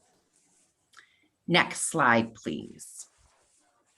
So what exactly are we doing to invest in infrastructure in Tiverton? We currently have approximately 7,031 active customers in Tiverton, and we pass 8,407 homes within the town. So within Tiverton, we have a total of 20 nodes. And in 2021 alone, we are taking action on 6 of those nodes. In fact, the last one was completed late last week. These include node splits, which decrease the number of homes that are being served by a single node, and therefore increase the service and capacities for each of the homes served. Of these 6 nodes impacted more than 4,000 homes throughout the town, more than half of our customers in the town were impacted by those node upgrades. So as a result of these improvements, we are seeing 20 to 60% capacity improvements in each of these nodes. So let me, I tried to, when Vice President Burke and I were talking about this, I wanted to try and use another example that might be able to help explain. When we're doing a node split, it is essentially like changing out the transmission in a vehicle, right? You take out the transmission, you put in a new one. Sometimes you find as a result of that transfer of a new transmission that there is additional cleanup or work that needs to be done elsewhere in the car to ensure that everything is moving smoothly. Sometimes when we do a node split, it essentially creates chatter or static elsewhere down the line that requires us to do some additional cleanup and work. What we try and do and aim to do is when we see a node that is acting at 85% or greater capacity, it means it's too busy and it's time for us to take action and split those nodes. So that's when I say when we've seen an increase of 20 to 60% capacity, it means that in some instances we went from 90% capacity down to 30% or from 90% to 70%. But for us, anything really under 80 to 85% is a healthy node. It means we have additional capacity to take on the needs within that neighborhood. From an escalation standpoint, from June 2020, which was really what we would consider the height of the pandemic, through March 2021, we averaged 4.1 customer escalations per month in Tiverton. Now, in April of 2021, after we had done a fair amount of work on particularly 2 of the nodes, we received the communication from Vice President Burke. And as a result of our partnership with you, Vice President Burke, we had a total of 41 escalations. The vast majority of those were through the assistance of Vice President Burke, but they were also as a result of the proactive network actions that we took. So it was really us needing to identify the cleanup that needed to happen as a result of the node activity that we've done. So to date in May, we've had 7 escalations, I believe 2 of which just came in this afternoon. I know Vice President Burke, we've already been responsive to one of those requests and we are actively working on the other. So it is truly our goal that these infrastructure upgrades will result in lasting improvements to our customer service that we provide to the residents of Tiverton. I'm happy to answer questions at this point in time, or I'm happy to kind of move on to the last few details of the slides of broadband in Tiverton specifically. I suggest, why don't you go through the rest and then we can come back to some questions. I know I have some Perfect. questions that have been posed to me as well. Absolutely. So Steve, thank you, Steve. So this slide shows both available speeds for residential and business services, as well as the accessibility of broadband in Tiverton, Providence, and Warwick. We just wanted to kind of give you a sampling as well as the statewide average. You will see that we have broadband availability for 98.3% of Tiverton, which is 0.1% higher than the state average. So nearly all homes that are located in the town of Tiverton have broadband availability with Cox Communications. If you don't mind heading to the next slide, Steve. So I thought it would be interesting to show you what, given the new virtual world that many of us are living and working in, what some popular online platforms require for internet speed. Remembering that we provide up to 1,000 megabits per second for residential customers. You can see that Netflix takes up about 1.5 megabits per second, Zoom 3.8, YouTube Live 1 megabit per second, Xbox or gaming devices 3 megabits per second. So I wanted to provide you this as an example to show that a family can participate in numerous online activity at any given time without service interruptions. Steve, if you don't mind heading to the next slide and then probably quickly right onto the slide right after that. So the next 2 slides, what I'd like to do is we really put together more as a leave behind for you and for your constituents to show various steps that you can take within your home to ensure strong service within your home or business. For example, plugging your computer directly into your Ethernet cable will create a direct connection to ensure fastest speeds. Turning off devices that are not in use can increase speed availability. Ensuring your equipment is in the right spot and that you don't have outdated equipment. These things can all help to improve your user experience. I think, Vice President Burke, you can speak directly to your experience in learning that a few small changes within your home, I believe, vastly improve the services. And our technicians were more than happy to assist you with this process, as they are with any and all of our customers. So the final component that I did want to speak to you all about was addressing the issue of broadband adoption. So we know states are facing increasing inequality on a number of fronts, from income and housing, education, healthcare, and those long-standing inequalities should inform policymakers' decisions regarding their allocation of surplus resources, including in the technology arena. Thankfully, when it comes to bridging the digital divide in Rhode Island, our issue is not access. 99% of all homes passed in Rhode Island have access to internet. It's adoption. Families make certain decisions not to have internet in their homes. And in some instances, they don't have adequate technology to support internet services. And in some instances, they just can't afford it.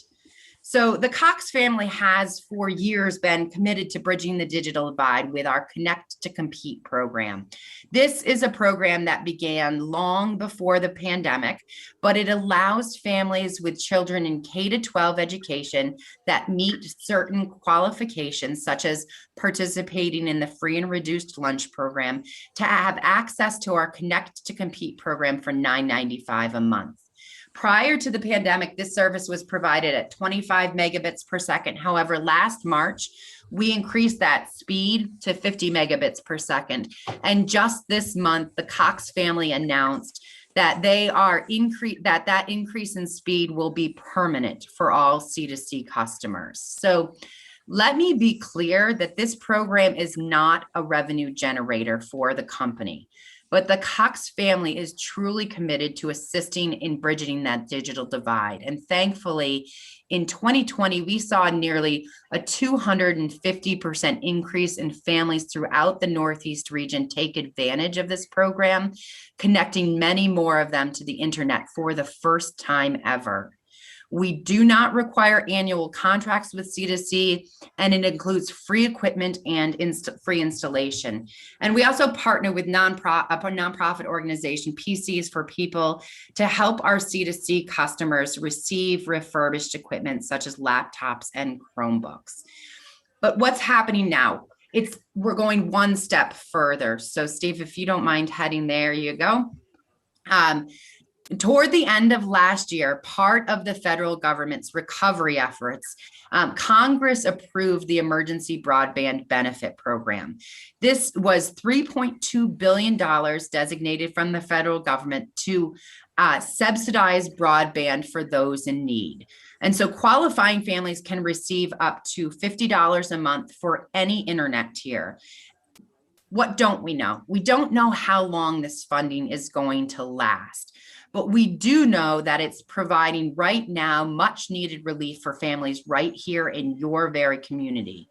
So Cox, we raised our hand without hesitation to help administer the government's program and deliver whatever financial relief is available for however long it's available in order to help keep our customers connected during this challenging time. We have proactively reached out to all of our Connect to Compete customers to let them know that they qualify for participation in the program. And we are working with local and state officials to look at a voucher program, basically utilizing the billions of dollars that will be allocated to individual states for broadband connectivity moving forward for residences once the EBB program runs out of money. And we would be happy to have further conversations with you all to talk about how we could drive Connect to Compete and the Emergency Broadband Benefit Program down into your community to the constituents that really need it most. So I know this deck will be shared with you all. You have our contact information. I would strongly encourage any of you, as you have constituent concerns raised to you, to please reach out to either myself or Steve Iannazzi directly so that we can help foster those concerns through the proper channels of escalation. And with that, Vice President Burke, I understand you have some questions. So again, if I can't answer them right now, we will get you the answers as a follow-up, but I'm happy to try and troubleshoot anything I can right now. No, thank you, Stephanie and Steve. And I appreciate, and I think we all appreciate the information you shared and the work that you've been doing. I will, be very honest, and I don't think this is a surprise to you. There are still many folks out there who are disgruntled, some angry. Of their level of service. And, I don't know that this will take that away. I think you saw, as an example, Councillor Cook frequently has challenges with her internet. I don't know if she's a Cox customer. I've never asked. But certainly that has been a challenge for her through this environment.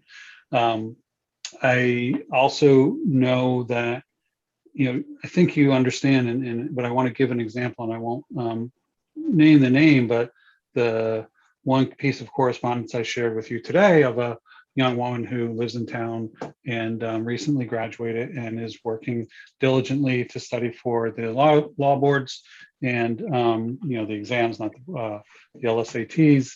and last night couldn't access what she needed to access and is very concerned because that is all being done remotely now, and she's only given a short window during a couple days this month and a couple days in August. And once she gets told, here's when you take the exam, she has to be available to do that. And if she loses access at that point, then she has to start at square one again, including financially. So certainly that's one example. And I also think we all understand how a year or so ago, nobody expected what happened to happen. Nobody expected such a large part of our workforce to be working from home almost every day. Nobody expected so many students across the country and certainly, across the state to be working remotely. And we're working, within an infrastructure. And I think this is an important piece to know about the infrastructure bill that's before Congress that recognizes that broadband is infrastructure. It's important infrastructure for our economy, for our educational system, and for many other reasons. So, I think what you've done is helpful. Just to give my own experience, I had upgraded back in November to panoramic. But even with that, I still continue to have some challenges. You thankfully explained, and you looked at the node that I'm attached to and said, oh yeah, that node is getting replaced. It needs to be replaced. But even after it was replaced, there were some issues. And your fellow Richard came in and a couple of his crew members and looked through everything. And there wasn't a lot in here. I had actually, for example, been told by one of the cable people on the phone, because we were having some issues with cable, who said, well, you need a new cable box. That's an old one. And Richard said, no, you don't. It's not an old one. So, but there were some tweaks. So for example, I had the thing that AT&T gives me to extend their coverage in the home that I thought I needed. It was sitting right next to my modem.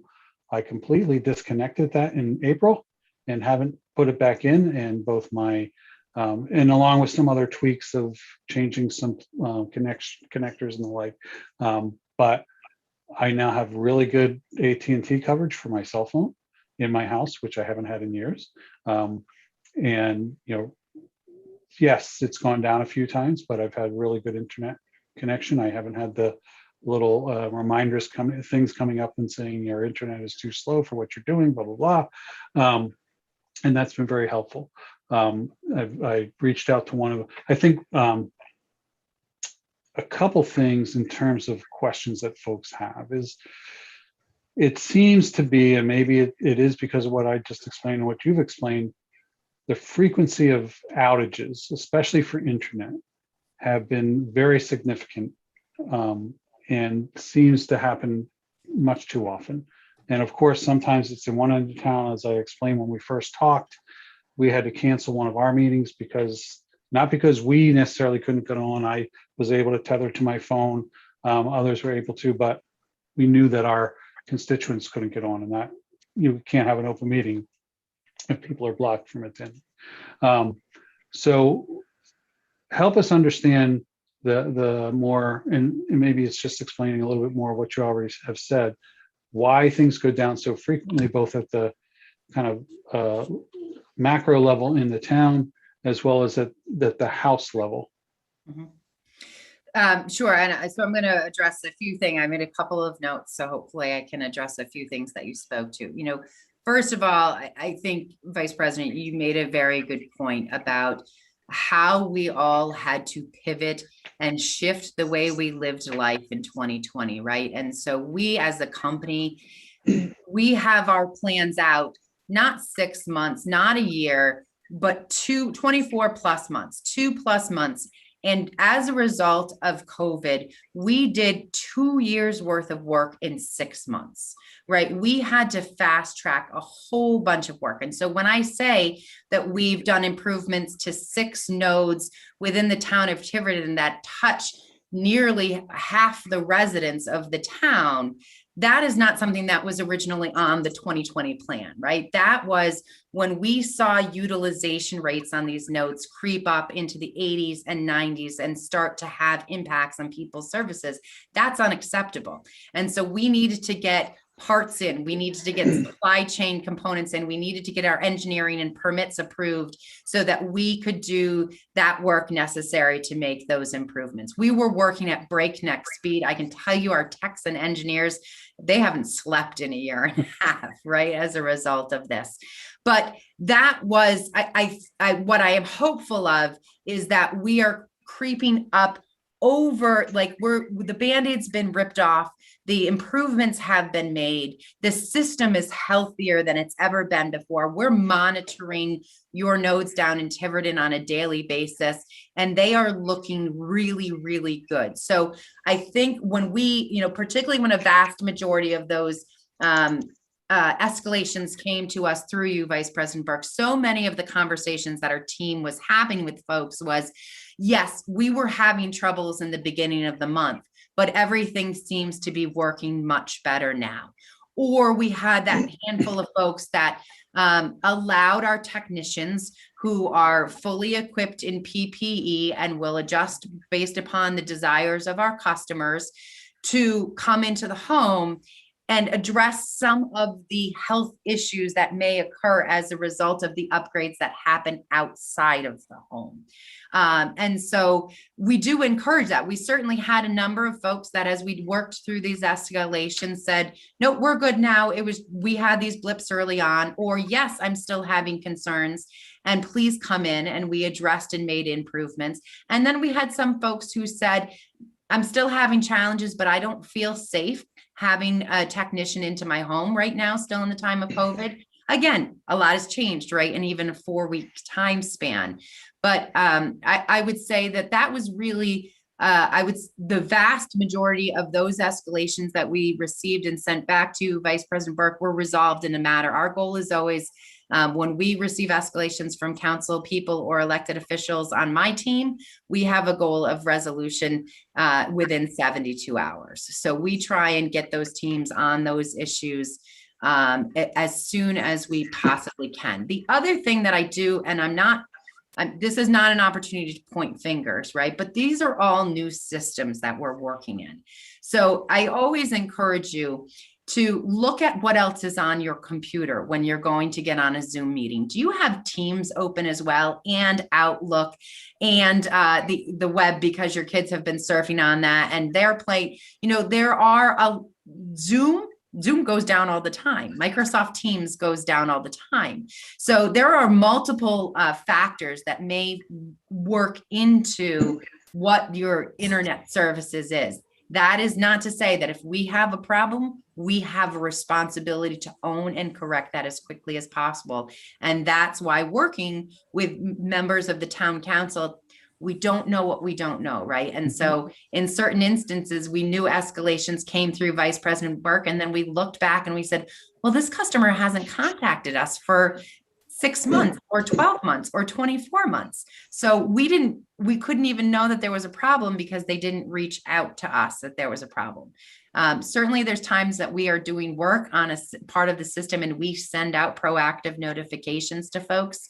What I will say is we have found our best partnerships on the local level of when we provide those notifications, having somebody come back to us and say, this is not a good time to do a node upgrade. We have a town council meeting that's very important, and we can work with the engineering team to adjust the time of that work. Or an example is in another one of our states that we oversee, we were about to do some major infrastructure upgrades, and the school district contacted us and said, we have online testing tomorrow and you're about to take our systems down. Can you please not do it tomorrow?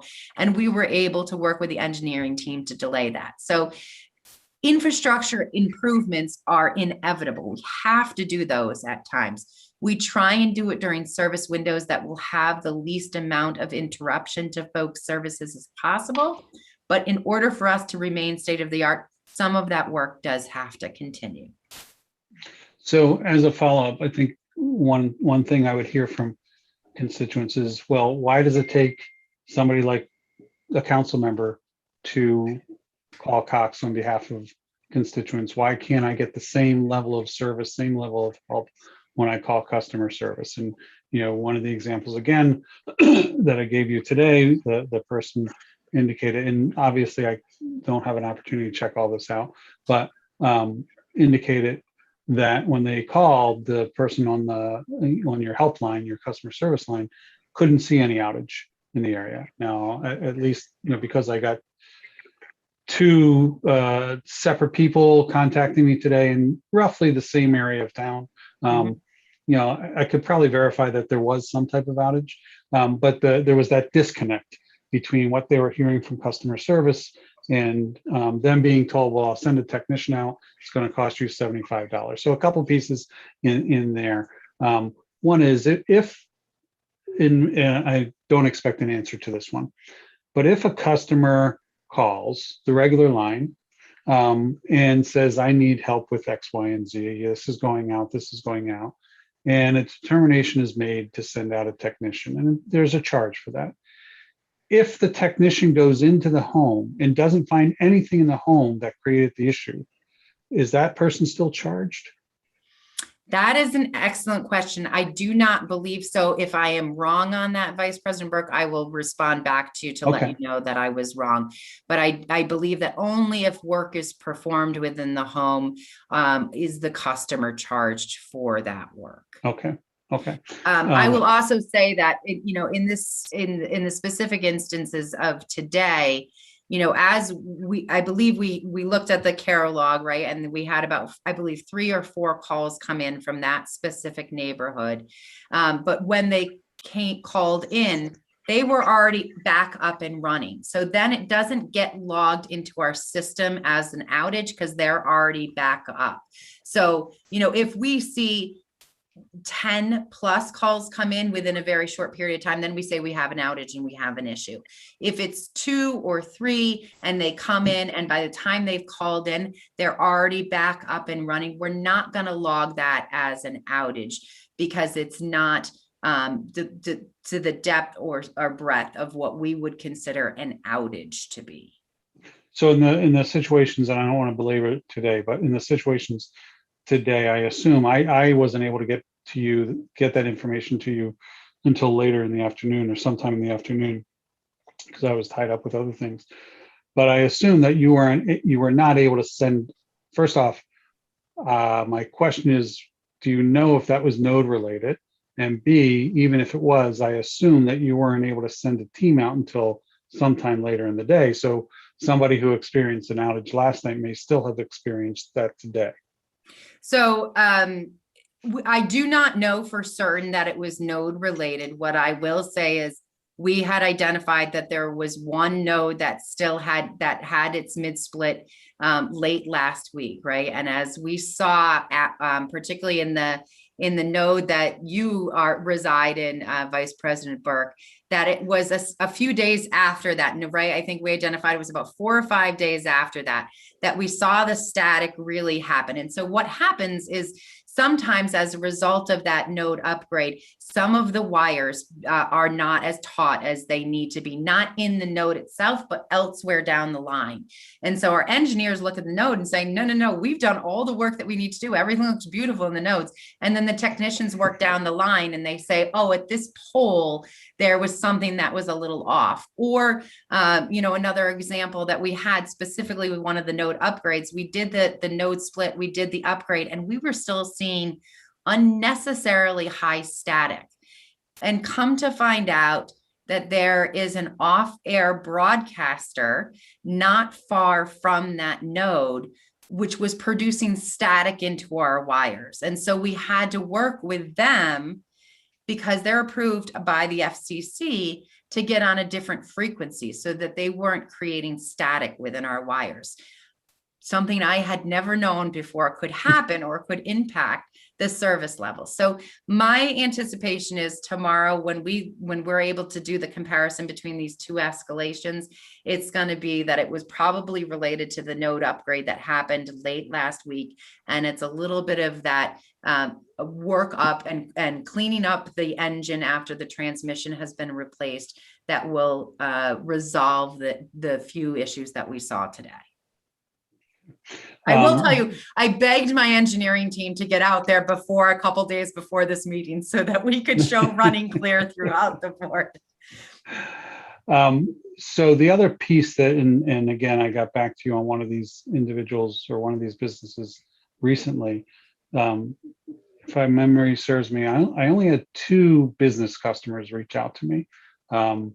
And, you know, one of them still had issues very recently that I know, I think you're trying to address. The other one, you know, I checked with her today, and, you know, the first contact I had with her was April 10th. And she said, since that any work that was done, she's been out for half a day, and that's it since that time. So one is very happy. The other one is very unhappy, understandably. I think the challenge there was that, and this is my understanding of your corporate structure, your escalation team can't deal with that. You have to pass it off to somebody who actually doesn't really know Rhode Island, who's remotely located somewhere else. Now, they may have a team of people who come in and do the work, but they're not understanding of the structures here, if you will. And that is very frustrating for at least one business owner. I'm not sure what the solution to that is. I can address that in that you are correct that that was previously our structure. And as of 2 weeks ago, we did add 3 Cox Business Escalation Team members to our local escalation team right here in Rhode Island. So there are 3 folks fully designated just to the escalation level for Cox businesses, which is where the current challenge that we are trying to resolve, that's where they're working through at this point in time. So it is no longer in one of our other regions or in one of our other markets, but we have folks designated right on the ground. And that is a very new change that the whole customer care team has been going through a lot of transformation to ensure that we have as much accountability in the local market level as possible. And so that was one of the amendments that had been planned for a long time, but didn't take place till about 2 weeks ago. So I want to pass on to my fellow council members, but I do see a question in the chat, and because it's in the chat, it's public. So I'm going to read it's from a Sophie Flynn. She says, I understand that ongoing improvements need to be made to the system. However, why is there no warning or advance notice to customers when there is an outage for several hours of the day? For example, it happened today. We only received a message about when service would be restored, but not before the outage happened. Can you talk about that? I can speak to when we have planned outages, right? When we know that we're going to be doing a specific upgrade, a node split, or some other activity, we do have a notification process.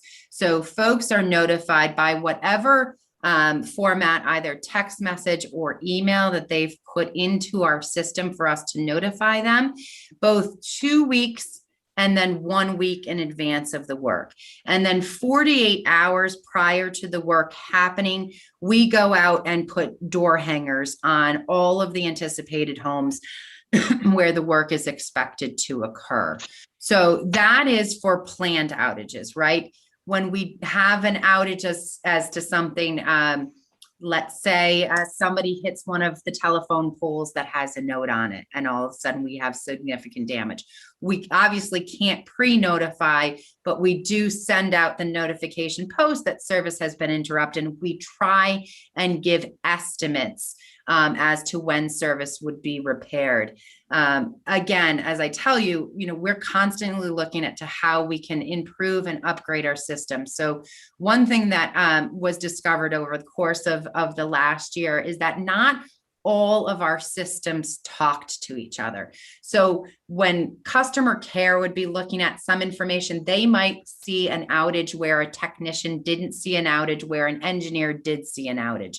And they were all working on different essentially outage notification systems. So as of last week, we went live with a new program. It's called Merlin. It's one of our internal programs, but it's to ensure that all folks that are touching customer care in one way, shape, and form are working off the same notification system. So we actually do hope that that also improves what we're capable of providing to our customers as far as notification is concerned. So when we have planned outages, we do notifications. When it's unplanned, we try and provide the best information that we can for restoration of services in as timely a manner as we possibly can. Thank you. Do I have other counselors who have any questions? Deb? So Stephanie, when you say that you notify people by a method, how do people give you that method? Is that? So when they sign up for their services, we typically ask for either a phone number, and we ask them for a phone number, an email, and what is their preference for notification. If those are old or antiquated, which we certainly experienced a few of those with the escalations that Vice President Burke sent our way, we will try and track them down in other ways, either from previous calls that we've had come in to us. But we would always ask folks to go online to cox.com, sign in, and ensure that your notification is information is where you want it to be going. Okay, because I don't think I've ever gotten a notification, but I was wondering, is there people that you contact so that, for instance, if it's going to be a big planned outage for something like the schools and they are doing testing, does the school committee get notified beforehand, or the superintendent, the principals?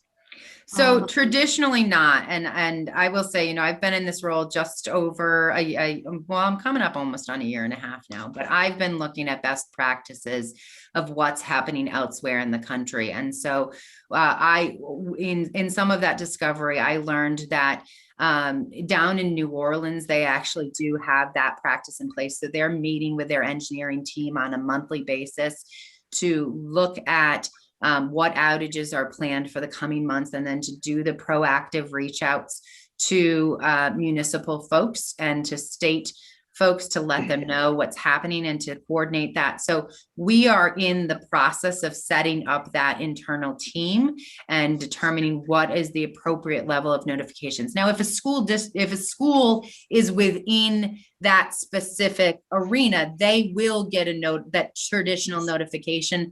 But we also, I do believe that from a public affairs and government affairs perspective, we have some responsibilities to be a little bit more proactive in that approach. And it's just not a partnership that's traditionally happened up here in the Northeast. And I can say Steve is ever excited to be changing some of those processes.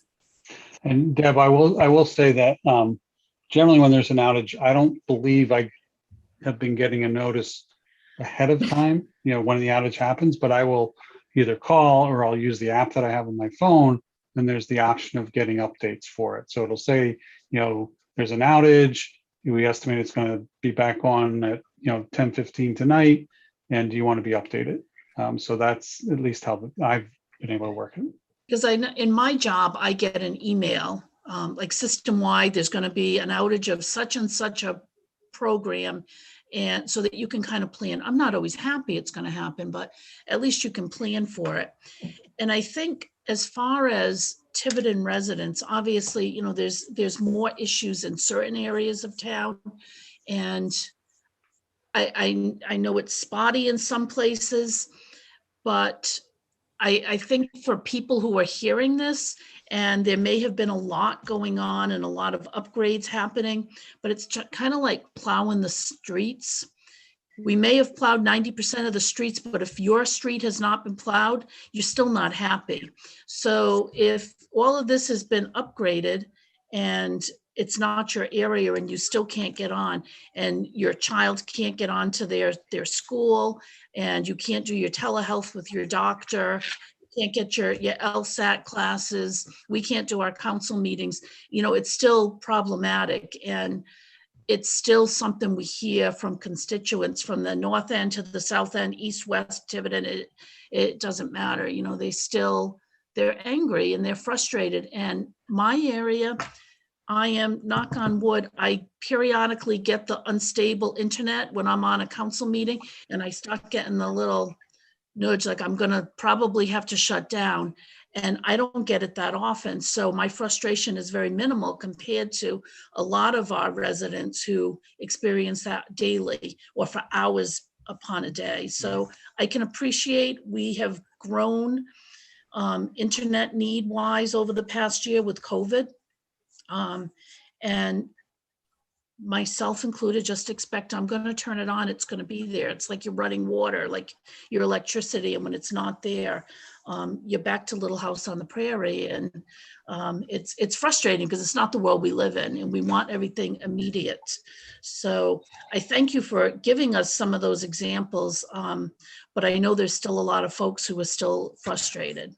And we have work to do every single day, right? It is essentially, I'm going to come up with a better analogy at some point in time, but you know, it's like running your car. You expect it to work when you turn the engine over, and sometimes you need to do maintenance. It's not an excuse. Our customers deserve the best service, and they deserve the service that they're paying for. And so it is important for us to be able to have open communication and conversations with all of you, because you are also on the ground, right? And you're hearing from your constituents. So we ask that if you're hearing those concerns, that you bring those to us, that we can address those.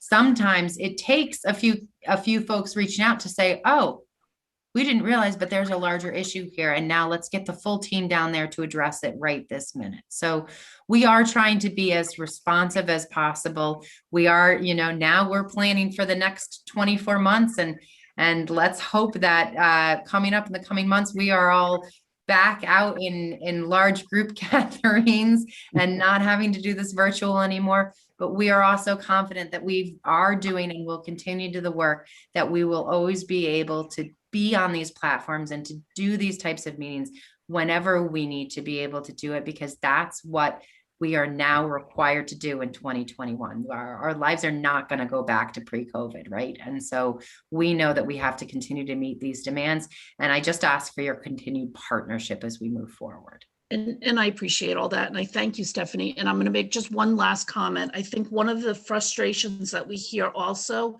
is when people are trying to contact, has there been an accident? Are we down? Is it just my home? Is it widespread? Mm-hmm.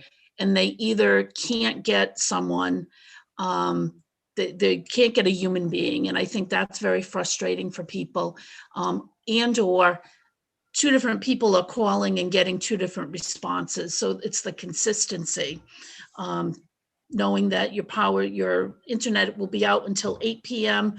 versus 12 midnight. It may make a big difference in people, and they're hearing different things, and it just causes more frustration for them. Right. And I will say, we obviously, we have automated systems, right? We have Oliver is our automated assistant, who actually deals with a significant number of customer concerns and has pretty high ratings for a robot. I'm not going to lie. I keep on thinking that's not going to be the case, but people seem to love Oliver, and Oliver just started speaking in Spanish last week to help some more of our customers. But you are right. There comes a point in time where you need to be able to speak to a human being, and you need to be able to dial that 383-2000 number and know that you're going to connect with somebody. And so we believe that those systems are in place. We know that we have customer care agents here in Rhode Island 24/7 that are working. So, and we try and direct all local traffic locally, unless there's some sort of a buildup and it needs to get diverted to one of our other markets. But I hear you. And it is always a fine line between customers wanting to have a fast response, which they may get with Oliver, and wanting to have a human contact to say something's not right here. And that's often where we're able to determine the significant problems. So we stand ready. Thank you. Other questions from council members? Oh. Other questions? I don't see any others in the audience either. So I'll just close again. I appreciate the work you've done with us, the work you will do, this presentation. I know for some this seemed, just like, talking heads coming at them and, what's going to change. Knowing Steve, at least I feel comfortable that there are two people there who are not simply talking the game, but want the game to change. And I will continue to work with you. And certainly if folks out there in the town run into issues and don't remember who Stephanie or Steve are, my council email is right up on the website. And feel free to email me. I'm sure other council members will be happy to field those and circulate them through me, so we have one point of contact to make it a little bit easier for Steve and Stephanie. And as you said, it's not something that's going to change for everybody positively overnight, even though we all wish it could. And there will always be a hiccup that is out there that we can't foresee, whether it's that lightning bolt that hits the tree and knocks out the lines, or that car accident, or whatever the case might be. So thank you. And we stand ready, right? We know that there's constituents that need financial assistance, and we think that there's some really good opportunities out there. We think that there's some opportunities for us to do further partnership to connect that last 1% of folks or 1.5% of folks in Tiverton that don't have access to broadband. And we're happy to come back any other point in time that you would like to have us back. So we thank you for your time tonight. And again, you have our contact information, so please feel free to reach out to us. Great, thank you, and have a safe drive home. I'm actually amazed that you didn't hear my children having a complete meltdown in the background, because I was not there to read Goodnight Moon to them. So we all survived tonight. Thank you very, very much. All right, take care. Take care. Bye-bye. Thank you. So we're going to move on to general business. DPW Director Rogers. Item B, discussion and possible vote on request for permission to advertise for bids for a bituminous concrete crusher rental. And you have information in your packet on this. Rick's here. Rick, I just want to ask, is there also an anthracite concrete crusher rental? We'll work on that next month, Mike. I ask only because I was raised in the anthracite coal region of Pennsylvania, so we always had the pride that we had the good coal, if there is such a thing. If there is such a thing. So, Rick, you want to talk about what your needs are? Yes, periodically we need to crush the bituminous concrete that we receive doing road jobs and also other site materials. And there is no existing contract right now. It expired previously last year. So we'd like to go out to bid this year. So the documents before us look like they're extending for one more year, and then, but at the same time, you're looking to go out to bid? No, not on this one, Mike. On the Okay. next agenda item, yes. But on Okay. the bituminous concrete crusher, there is no current bid in place, so we'd like to go out to bid. Okay. Questions? Rick, how much were we paying? We paid last time, I think it was $620 or so, but I'll find that. It was, let me see here. It was $620 per ton. So I was correct on my memory. $620 per ton is what we were paying. $620 or $6.20? Right, $6.20 per ton, and that was in the 2019. Thanks, Rick. You're welcome. Other questions? Chris, you're okay with this? Yep. I have a motion to approve the request of Director Rogers to have permission to advertise for bids for bituminous concrete coal crusher rental. So So moved. Donna, is that your motion? I'll make a motion to give the permission to advertise for bids for bituminous concrete crusher rental. And is there a second? Second. Joe. Counselor Perry seconds. Any further discussion? Hearing none. Counselor Janik, Yes. Counselor Edwards, Yes. Counselor Cook, Yes. Counselor Perry, Yes. myself, yes. Thank you. Thank you. So Rick, stay there. We're going to go move on to item C.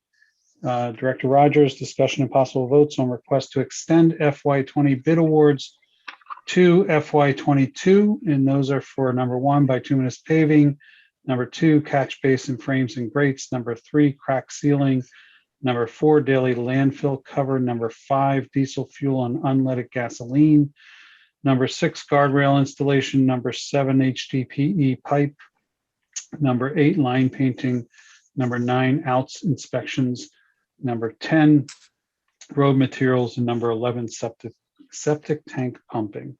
So Rick, you want to speak to those briefly? Yes, thank you. Due to the fact that they need to be done 30 days prior to expiration, last week we did submit all 11. However, number 7 HDPE pipe and also number 2 catch basin frame and grates, they declined to go for the renewal this year. So there's only 9 of them. Number 1 is the same price. Number 3 is the same price. 4, 5, 6, and 8. However, number 9 and number 11 did have small increases as shown in the backup data. You said number 9 and number 8?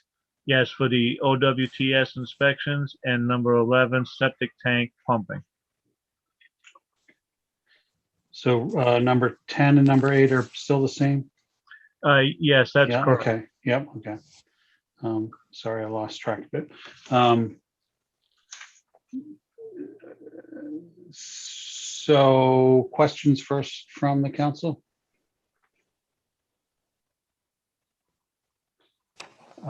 Is there any reason we couldn't move forward on the extension for those that increase the cost? I'm looking at the solicitor and the administrator.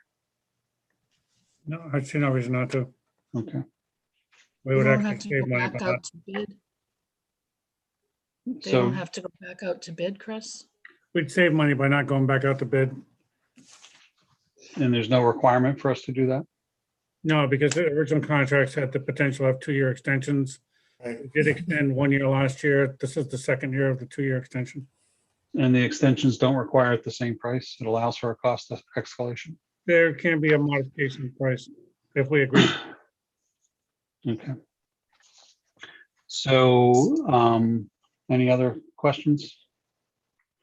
So I'll entertain a motion. I guess Rick, you need us to remove number 2 and number 7. That is correct. Thank you. So I'd entertain a motion to approve one regarding the request to extend FY20 bid awards to FY22 for item 1, bituminous paving, item 3, crack ceiling, item 4, daily landfill cover, item 5, diesel fuel and unleaded gasoline, item 6, guardrail installation, item 8, line painting, item 9, outs inspection, knowing that there's a slight cost increase, item 10, road materials, and item 11, septic tank pumping, which again has a slight cost increase. Do I have such a motion? So move. Move to approval, Joe? Yes. Do I have a second? Second. So Joe Perry made the motion and Councilor Edwards seconded it. Further discussion? If not, I'm going to move on to the vote. Councilor Janik, Yes. Councilor Edwards, Yes. Councilor Cook, Yes. Councilor Perry, Yes. and myself, yes. Thank you So, again. You're welcome. Are you going to then come back to us probably at the next meeting to go out to bid on those other two? Yes, we would Okay. need to go out to bid on those. Okay. Thank you, Rick. Moving on to item D. No, I think it's 9D. 90. Yep. 9D. Recreation Chair Gilfillan. Discussion relative to request for funding security system / weather station at Fogland Beach. Stu. Hey, everybody. This is just a request that I had put forward after speaking with Chris Cotta and also President DiMaderos, just about potentially considering what opportunities there might be for recreation to look at applying if there are any capital expenditures that we would need. So I just wanted to put forward on this, and actually relative for the item E as well, 2 items for consideration. The security system in here, just with some background, that bid was based off of, the estimate was based off of conversations with the same company that is has done the one at Grinnell's. So there's some continuity in there.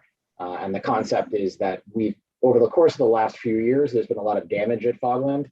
And so this gives us the opportunity to keep some eyes on it. I would also say, in speaking with Chief Jones, one of the major concerns for him is that the distance out to Fogland is a bit of a hardship sometimes for his officers. I don't want to speak for him directly, but it is not exactly a centralized location. So this gives them an extra set of eyes. And the concept behind it, you'll see, I don't know if it's if you had it in your backup or not, but essentially there would be one camera right near where the gatehouse is, and then another one a little bit further down. And we've been told by the folks that did this review that it would cover the duration of the beach. My request to them and looking at is, I want to be able to see somebody smile if they're burning one of our picnic benches. So that was sort of the intent behind it. But it's something where, just in full disclosure, there will be an annual recurring fee just for the internet connection as it relates to it. That will happen with any security system that we install, but it would feed and dovetail right in with everything else that we're doing. So I just put it forward to the town council for discussion. I don't know if this is something that could even be considered at this particular time based on what's available, but wanted to offer it up. So because it's only on for discussion, it is relative to a request, but it's not listed as a vote, possible vote. I don't believe we could vote on it tonight. Is that accurate, Mr. Marcello? Yes. But certainly, and without objection for any discussion, I'd like to discuss items D and E together, unless there's objection. Hearing none, we'll do that. Chris? So as you all are somewhat aware, and we don't have the final numbers yet, there is a number of federal funds that are coming our way that we might be able to utilize. And I've asked some of the departments that have particular needs to start cobbling together things to put before the council to be reviewed at some point in time when you might want to make recommendations on how it is that you want to expend these funds. So ideally, Stu's doing a very good job of trying to put together the needs that he sees best suits the recreation department, at least as it relates to security at the moment. So, and we'll be seeing other requests coming in as well. I'm just asking that you take them in the vein that they're coming in, and at some point in time, I'm sure the council will be having a meeting on how to expend these federal monies as they come around. Okay, thanks. That's helpful. Any discussion for Stu? I think these are great suggestions, Stu, and certainly I look forward to hearing more about how we might be able to fund these, and certainly in sitting in the Recreation Commission meetings, see the need for some of this, because one of the last things we want to do is make a lot of investments down there in some infrastructure, whether they're investments in money, time, volunteer resources, etc. The picnic tables, the grass plugs, I'll call them the beach grass plugs that were planted to help hold the sand back. The equipment here that you're the playground equipment, etc. We want to make sure that they're kept in good shape and not vandalized, or at least if they are, we know where to find the person, hopefully. Right, and the only other piece that I would offer is I think anything that Recreation is looking at putting forward right now is based on the idea that we would be either protecting or replacing something that has reached the end of its life. So the playground equipment has been there for a significant amount of time. It would be a one-time investment that, other than maintenance of the maintenance costs just for review, is not something that we would be anticipating having to come back to town council for. So just something I appreciate your consideration when the time is right. Thank you. Next item is also yours, Stu. Recreation, item F, Recreation Commission Chair Gil Fillan, discussion and possible vote on establishment of restricted funds account for revenue associated with season parking pass sales continued from 5/10/21. Stu? Yeah, so as I mentioned during the last meeting, the intent of this proposal was that now that, thankfully, and I appreciate you approving the new fee structure, there is revenue coming in, and the request was to restrict the funds just associated with the resident parking passes into an account that could be used by recreation for such items as the playground or the security system or other items in that space, or other updates to recreational facilities. I completely understand a concern that was raised before, and one that you'll have to wrestle with is that this is a different approach than the town council has taken before. But what I will offer is that from the recreation standpoint, we are trying to explore every avenue to be able to improve the resources that residents are using. And this was just one other option that we wanted to ask you to consider. So I don't know that there's much more that I have to offer necessarily, but happy to take questions. Any questions, discussion? Councilor Cook? Donna? I fully understand what Stu would like. I'm just with the charter, it states that you're supposed to put all the funds in the general fund. As we go forward, we seem to be having more and more restricted funds, which then if we get into trouble, we can't touch that money. I had an idea to fund some of these things for I'm calling it open space that we use. But we can talk about that for resolutions. I really don't know what to do about this, because basically what's happened is all the money is supposed to go into the general fund, just like the third-party billing for the fire department or the police detail, and yet little by little we give it a name and all of a sudden it's restricted. I think the precedent-setting situation was calling the casino money gaming revenue, and then all of a sudden it was sort of different. I thought that was precedent-setting. I think Stu's request is not unreasonable. I'm just not sure what we're supposed to do about the situation, considering you say no to Stu or you say no to the fire department, and yet we're calling the gaming revenue something different and restricting it. So I just don't know where we're going with this, because we've already kind of set a precedent. Other discussion?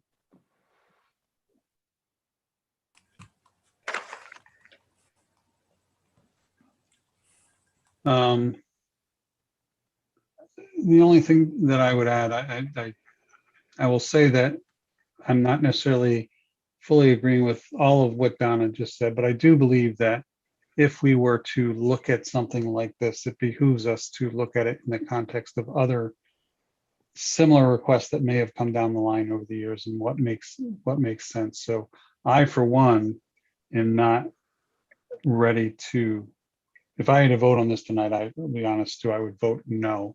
And because I want more time to think it through. But that's just me. Deb, you have something? Yeah, I was going to say, I agree with you, Mike, because there are a lot of other areas that would love to have more items, but don't have the ability to bring in revenue. We'd have to do a resolution, I think, that would have to be like renewable each year with the FTR.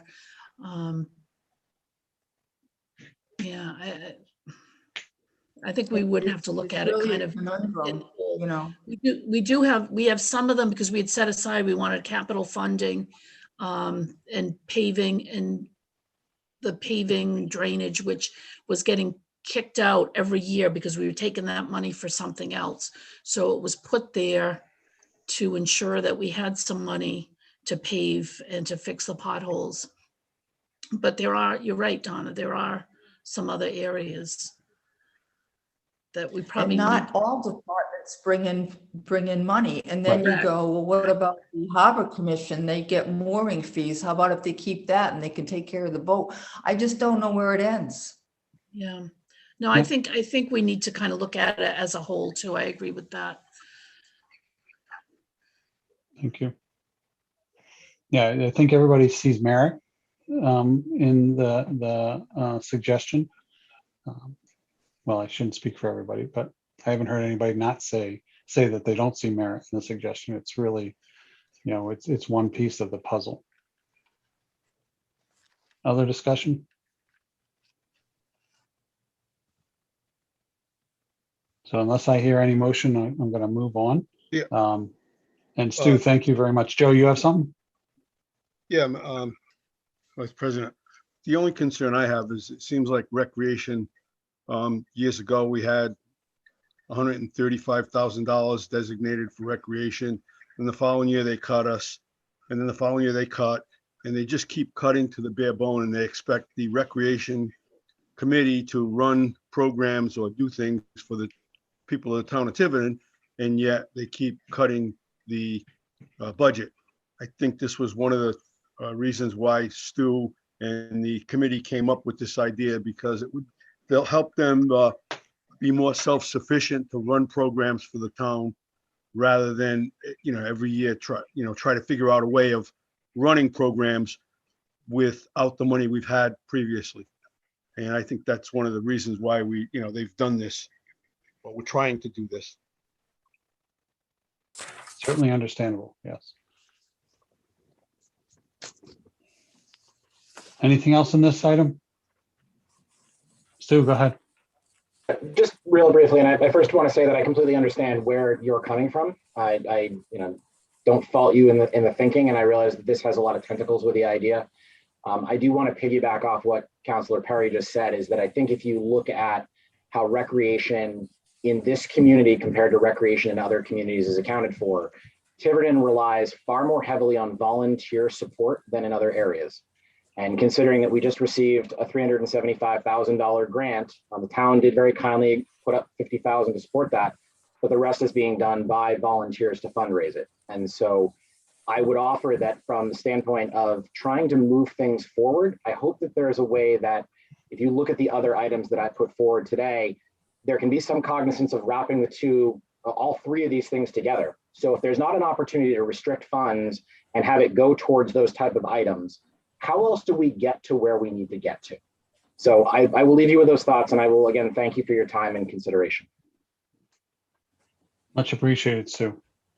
And very much appreciate how thoughtful you are and well prepared you are when you come to us. I'm going to move on to item G, 9G, Town Administrator Kata, Treasurer Denise Surratt, discussion and possible votes on potential solutions to resolve FY22 levy over 4%, continued from, says 524, but that's today, so I imagine that was 510. Well, on our on our last meeting that we had together, that we did budget issues, and believe me, I know the town council's worked very hard towards getting to the best that we thought that we could get. And when we got down to a 3.3% increase overall of our budget, we thought that we were good, and we walked away from it. And I went to the next budget committee meeting, and lo and behold, we were sitting, even though we did such great work, the actual levy was at 7.64, which is 3.64 over the maximum allowed by law. So, and I know that the council has not had an opportunity to wrestle with some of the issues that needed to be presented before the budget committee to try to come to a solution on how to resolve that difference without taxing the people beyond the maximum amount of 4% allowed by law, and still providing significant resources for both school and town. So I did kind of take it on my own a little bit, and I did explain to the budget committee that there was going to have to be, some recognition from the council, because I was actually way over my skis and doing what I did. But we did, between Tom Haley from the budget committee and myself, and with the help of Denise, we did come up with some potential solutions to close this gap. And while there is a sheet in your backup that kind of details how to get partially to the amount that was needed, because the amount needed to close the gap was 1.372 million. And I think originally I had come up with something quite short of that, about 375,000 short. I've subsequently come up with a couple of other solutions that will get us to a levy of 3.99%. So I'm going to walk you through and explain to you how it is that we can get there. And taking in mind, as part of these scenarios, we are going to be heavily relying on some of this federal money that's coming in to help offset the lost revenues that we've had and to replace some of these expenditures.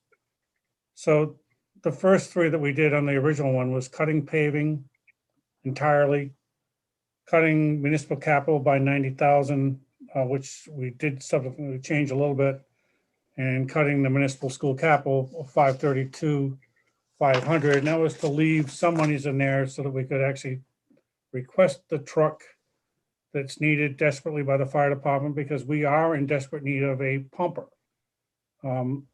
And we do need something that would help with the ladder, but regardless, we do know that we absolutely need a pumper. We've been borrowing equipment from Portsmouth and other communities over the past 2 years because the piece that we have online is pretty tired and is in need of being retired. So I subsequently worked with Tom Haley, and we came up with the alternative of these cuts, reducing the OPEB by 100,000, reducing or adding an additional revenues of 120,000, which is pretty tight, but I think we can still do it. I think that at the end of the year, we would have that much in additional revenues. Additional general fund, we had originally taken $500,000 out of the general fund, and there was 640 available. So taking another 100,000 there, which is another one-time fix. We would take a reduction in our insurance because of the accreditation issues of $25,000. Reduce paving by 375, reduce the school capital by 557,500, and we reduced the town capital down to $65,000 to leave a reserve amount to ask for the pumper truck to put it on a 10-year payment. It would need a vote of the taxpayers to do that. That alone. Can you tell us where you're at in these documents? I'm having a hard time. Sure. Where is that? So the first 3 pages, well, actually, it's your first 3 pages of finances actually show you that you're over the cap on page 3. Okay. All right. If you go to the bottom of the page, actually, it's the page 4, I guess, will be the levy to be raised by taxation, and then you have the town valuation increased by 14.55. Just above that is the levy amount that is 7.64. Okay. And yep, we top thought of that page. we thought we did fairly well by getting the tax rate with a decrease, but it really didn't help by being over the levy cap. So the next 3 pages are the same as the first 3 pages with the original 3 reductions I took. So if you went to item, which is paving, which is under DPW, so that would be on the first, you would note it from the first 3 pages. It's on page 2 of the finances, I guess it is. Public Works is at the very top of the page. Yep. You can see there is, the current year of 2,349,000 to 2,755,000 with a $405,000 increase. Well, on the section where I took out the paving, on the same thing, if you go to Public Works, you see the reduction is taken out of there, the amount, the increase is only $30,000. That's because 375,000 is taken out. Okay. Okay, so, and the next one would be, actually, the next two that are on the sheet that you have, I have subsequently changed at the last meeting of the Budget Committee, and I apologize, you should have gotten these new sheets, but I can still walk you through it. So under OPEB, which is on your first sheet is. Okay, 100,000. Chris, 1 second, 1 second. Just for ease of reference, can I just give folks a page number? Okay, I'm not going to number the request page. Okay, the request page is number 0, and then the first page that starts with Town Council proposed final budget with school requested amounts.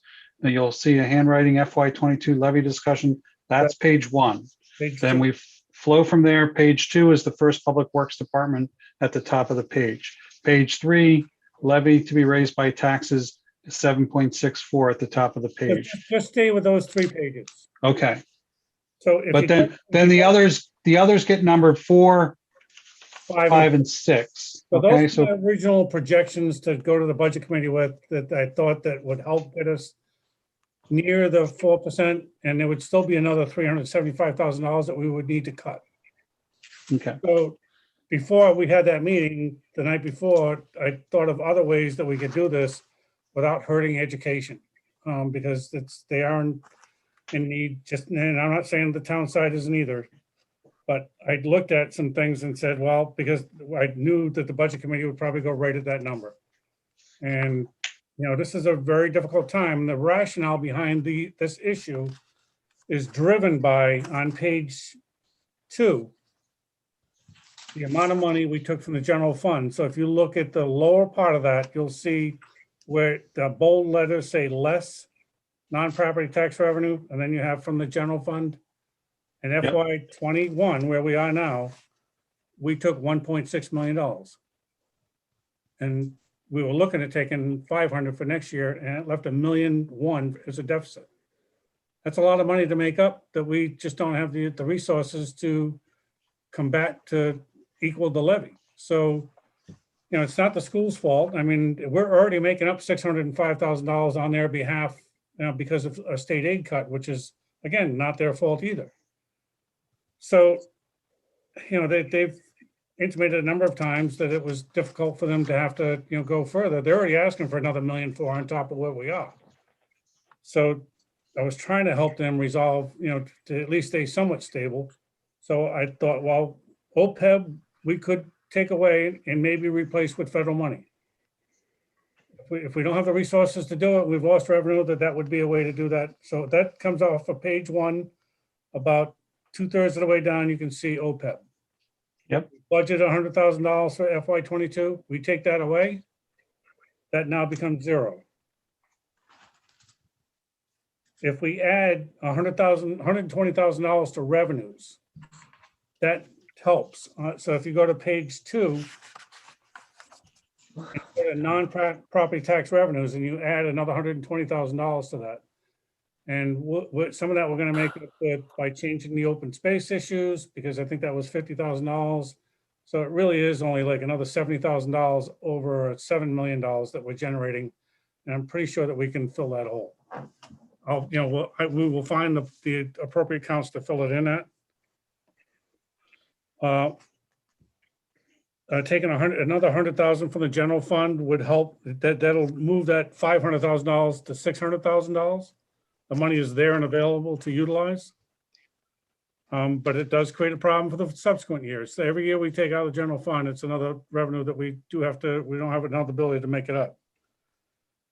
So under police, under insurance, which is about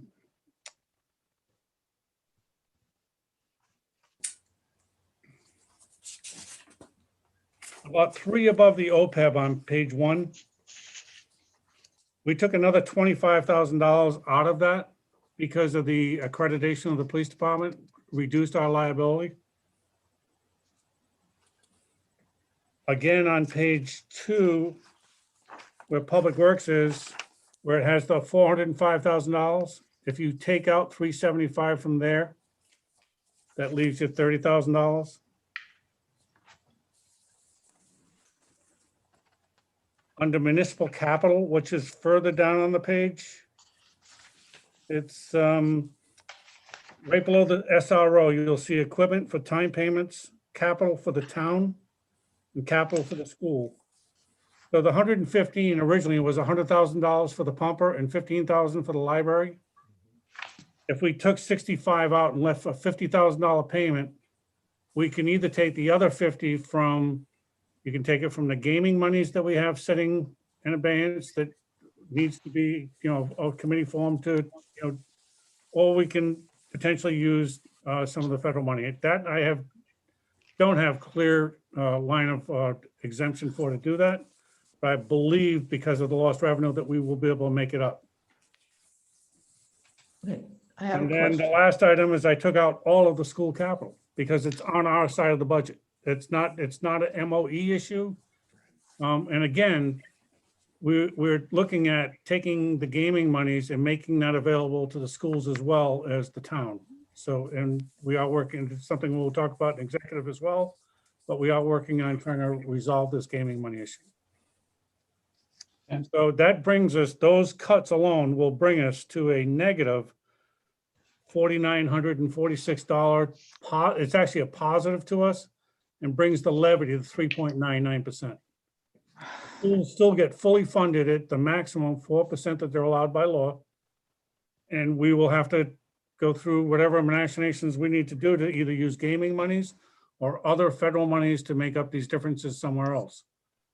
But it brings the budget in compliance with the law for both educational aid and for levy issues.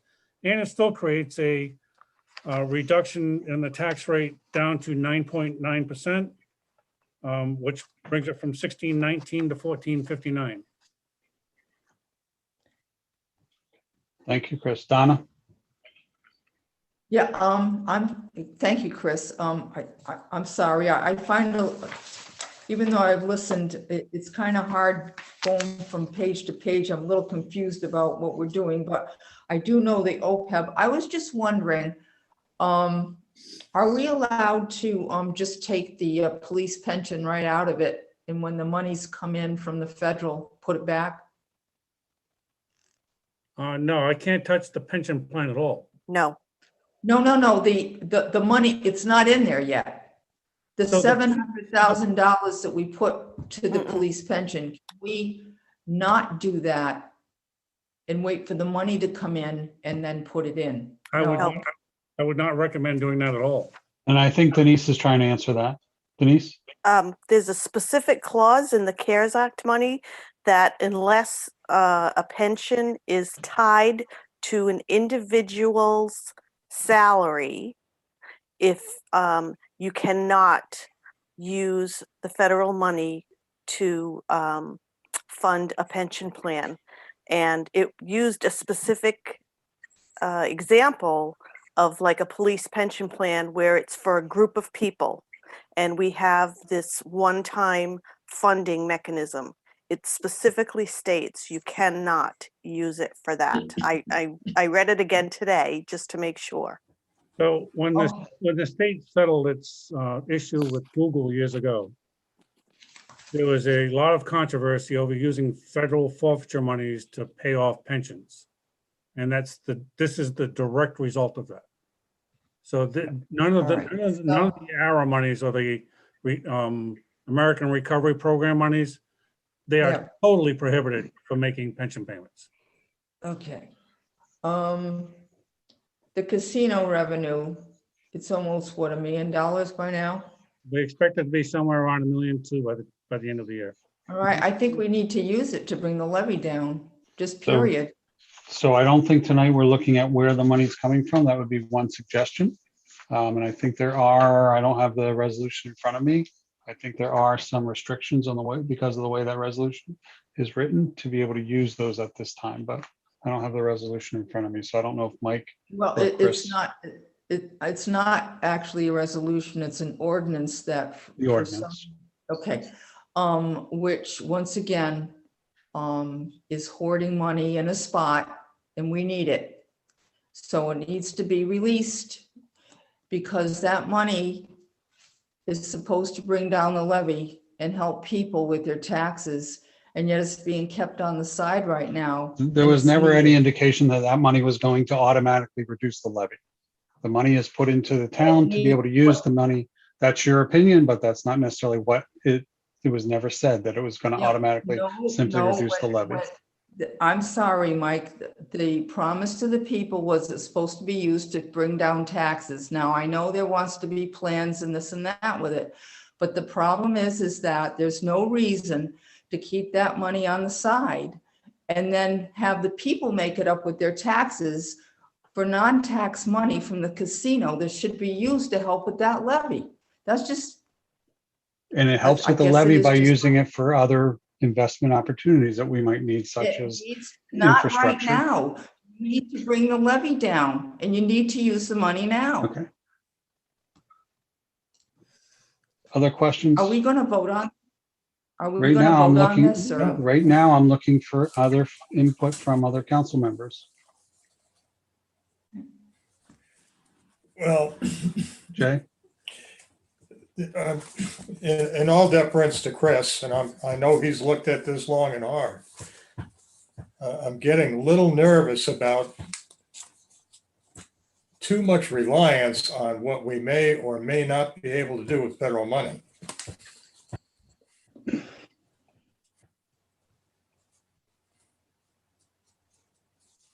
Chris? Any comment? I don't have a comment on that in the moment because they're still writing the guidance for it. Yeah, that's, you know. We've got 151 pages of generalizations, but real no guidance. Let's put it another way. We do a budget based on our best guess, like we always do. And then the feds come down with rules that don't conform to what we hoped they would do.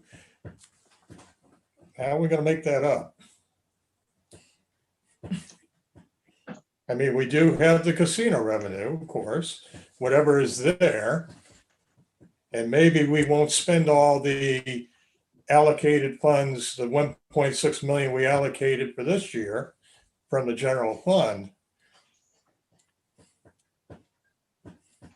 So of the $1.3 million in adjustments that I just walked you through, 220 of it is additional revenues. The others are deferments of expenditures that we don't necessarily have to do tomorrow. I'm not saying they're not needed. Paving to me is a problem. We need to pave. Yeah, we do. And we need to backfill those OPEB monies for both years because we kicked $100,000 out of last year, out of the current year. And there are desperate capital needs that need to be done, but you know, the council was affirmative in what they did with the gaming monies. I know Donna disagrees with it, but there was supposed to be a committee put together to articulate exactly how that money is going to be carved out for the entire community, including the schools. So, and they would relate it to capital issues, to my understanding of it, but that's, you know, again, once that gets formulated, that money is not available for me to, you know, to touch because by ordinance, it is restricted. It's no different than I can't take money out of the land fair closure account. I can't take money out of the open space account.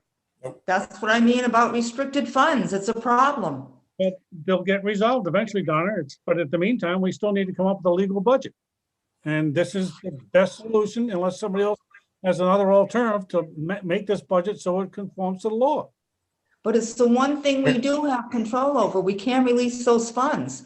I don't think we can do anything with the other ones though. At this point in time, the ordinance restricts us from using those funds for this purpose. Deb? I agree with Jay in that it's concerning, but what's our option, Jay? We can't, well, there is we no can't go in with a levy of 7 point whatever %. Like we have to cut that down. So maybe we can't figure out tonight how we do that. And maybe we'll have these federal funds to be able to utilize one way versus another. And I can appreciate Chris spending many hours on hundreds of pages trying to figure out what fits into that. And, you know, the government doesn't write things that are easy to understand. They're very vague and they're changing on a regular basis. But bottom line is we can't have a levy of 7 point whatever percent. So we have to, I think we have to say, yes, we need to make cuts, and we're doing like the best guess right now, like we did last year.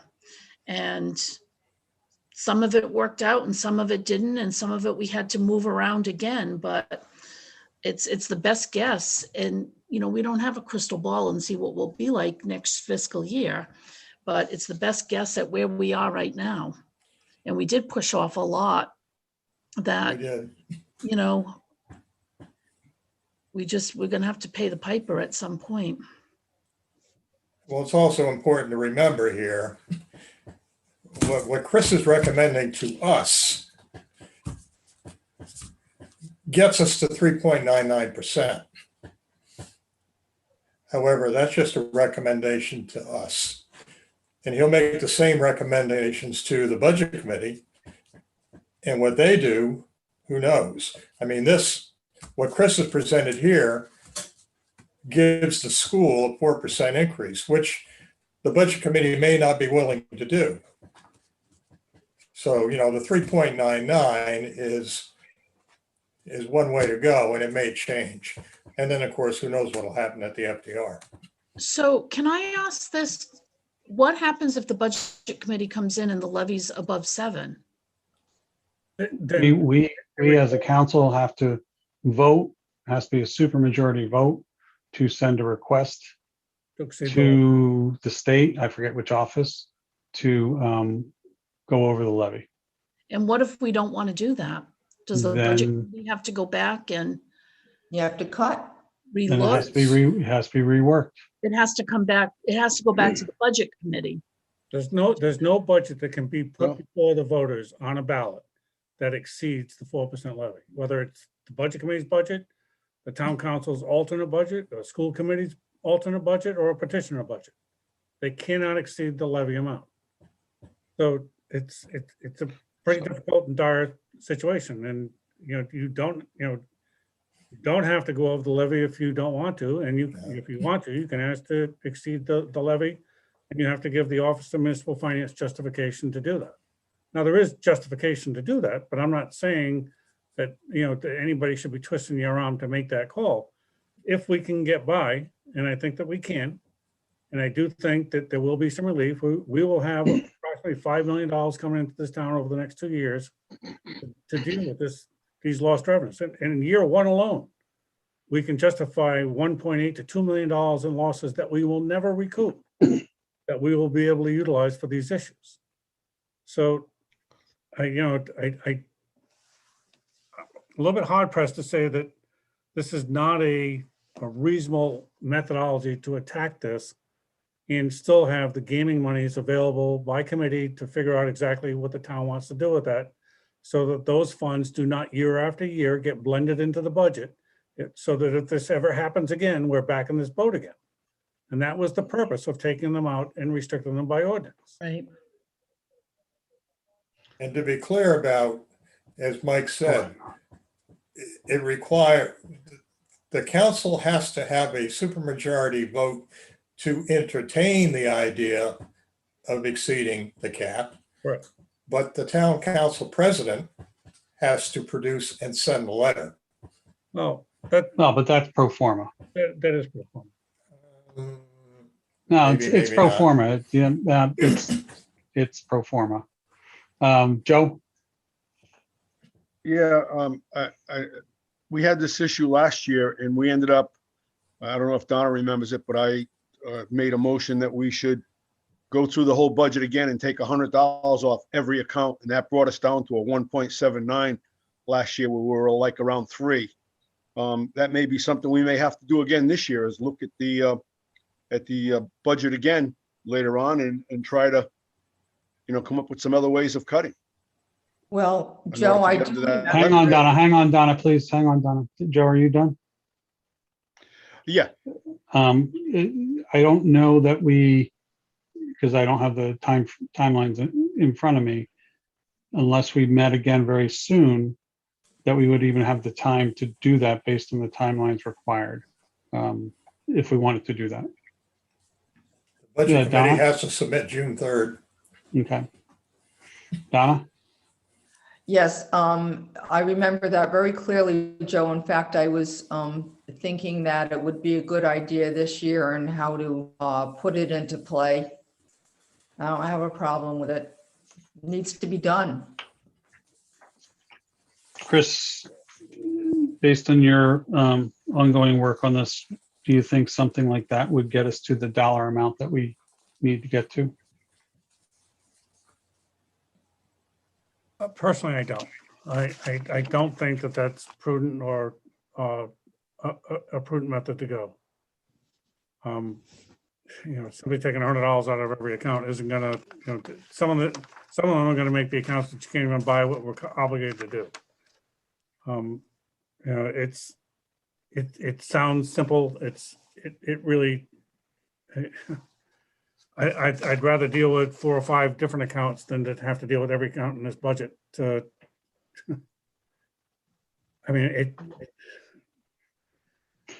Well, my other thought on that is last year, we didn't have the possibility of federal stimulus dollars to help with, recognizing that the guidance is not fully out yet. And certainly with my own experience with some of these stimulus dollars for my day job, knowing that guidance, you might be heading in one direction and the guidance steers you slightly in a different direction. But I will say that for the most part, it's not a major shift. You're not going to have to take a hard right turn. You might have to veer a little bit. But I also believe that to whatever extent there are turns to it, there will be issues to seek waivers. We're looking at $1.3 million. We had $1.8 million in losses that are guaranteed that we'll never recover unless, and we'll get into that in executive, but I just don't see us recovering those funds. So I just want to say, while there are some things that happened over the past week or two that I'm not completely happy with myself, I do know that it was done with the best intentions. And I think, I thank you and others for, going through this so diligently and coming up with ideas. In a minute, I'll look to see if anyone wants to make a motion on how to move forward.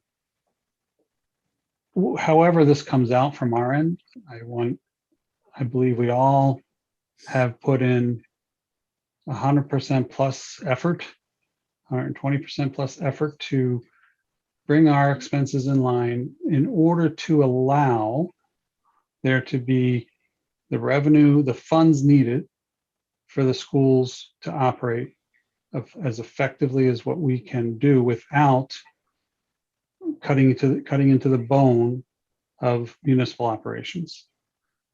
So I am hopeful that whatever we might put forward, that is recognized and that there's not a further effort to cut into the municipal side of government more than what we're offering, what we might be offering.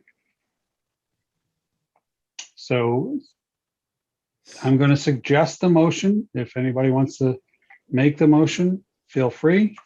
That we approve the following changes to the budget that we had submitted. And Chris, if I'm saying this wrong at all, please correct me as I go through it. In insurances, we reduce that by an additional $25,000, which would bring that to $45,000, correct, Chris? Right. We remove the $100,000 for the OPEB. We reduce the public works from the paving account by $375,000, which brings that to, I think you said $30,000, Chris? 30,074, 724, 30,724 is the variance from FY 21 to 22 instead of 405,000. So the public works would be 2,380,485, which is a reduction of 375,000 in paving. Okay. You know, the same thing on the insurance. The insurance would have went from what was 3,154,000, I believe it was, is what we had. Yep. Down to 3,129,000. And it's overall variance from current year to next year of a negative $5,000, but it does incorporate the $25,000 reduction because of the accreditation. Okay. On OPEB, it completely wipes the account out by $100,000. And then the capital town. So we had $115,000 for $15,000 for the library and $100,000 for the pumper. That would be reduced to $50,000 alone for the pumper, no library capital. And we would make up the additional $50,000 for the annual payment for the pumper, either out of gaming monies or the federal monies. And we remove the 557,500 for the school capital completely. And all that, we would make an adjustment somewhere out of the same two items, whether it be the federal money and or the gaming money. And adding $100,000 additionally from the general fund reserve to make that from 500,000 to 600,000 to offset in the budget. Yep. And you'd be adding $120,000 in additional general fund revenues, which would be a combination of a number of different accounts. So does anyone want to make a All motion? total, it's $1,342,500, which is just over what we need to get to the 3.99%, just below 4%. Does anyone want to make that motion? To approve those modifications to the budget that was previously So submitted? moved. So moved. Deb, Yeah. any seconds? Second. Second by Counselor Edwards. Any further discussion? Hearing none. Counselor Janik, Yes. Counselor Edwards, Yes. Counselor Cook, No. Counselor Perry, Yes. and myself, yes. Again, thank you, Chris, and again, hopefully that all that good work is taken into consideration in I will that. convey that to the budget committee for their deliberations this week. Thanks, Chris. Well, thank you. Thank you, Chris. Counselor Kata, or yeah, Chris, item, where are we? Oh, I'm sorry, we're on Counselor DiMederos's budget resolutions, which I know she is not here, but I know that the clerk provided those. Do we need to act on those tonight, or do we have time? I think we have a little bit of time, Joan. They're due on 6/10, but part of the reason why we had it on this agenda was because we were expecting the budget committee to vote on their budget resolutions last Thursday, and they did not have a meeting. Their meeting is tomorrow night to go over the budget resolution. So we don't know what their resolutions are going to be. So I'm not sure that you can proceed with your resolutions if you don't know what they're doing. Okay, and our next meeting is not until 6:14. So is it, Denise mentioned something about maybe having a special meeting? Yes. Yeah, that's what I wanted to think about. Hang on, I got to change my earpieces. Well, we certainly don't want to duplicate the effort.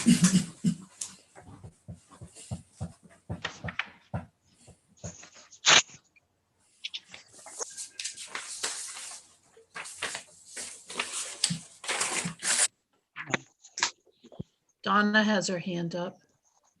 Yeah, I just want to thank, you did the work on this, Jay, right? Where you you put down the resolutions.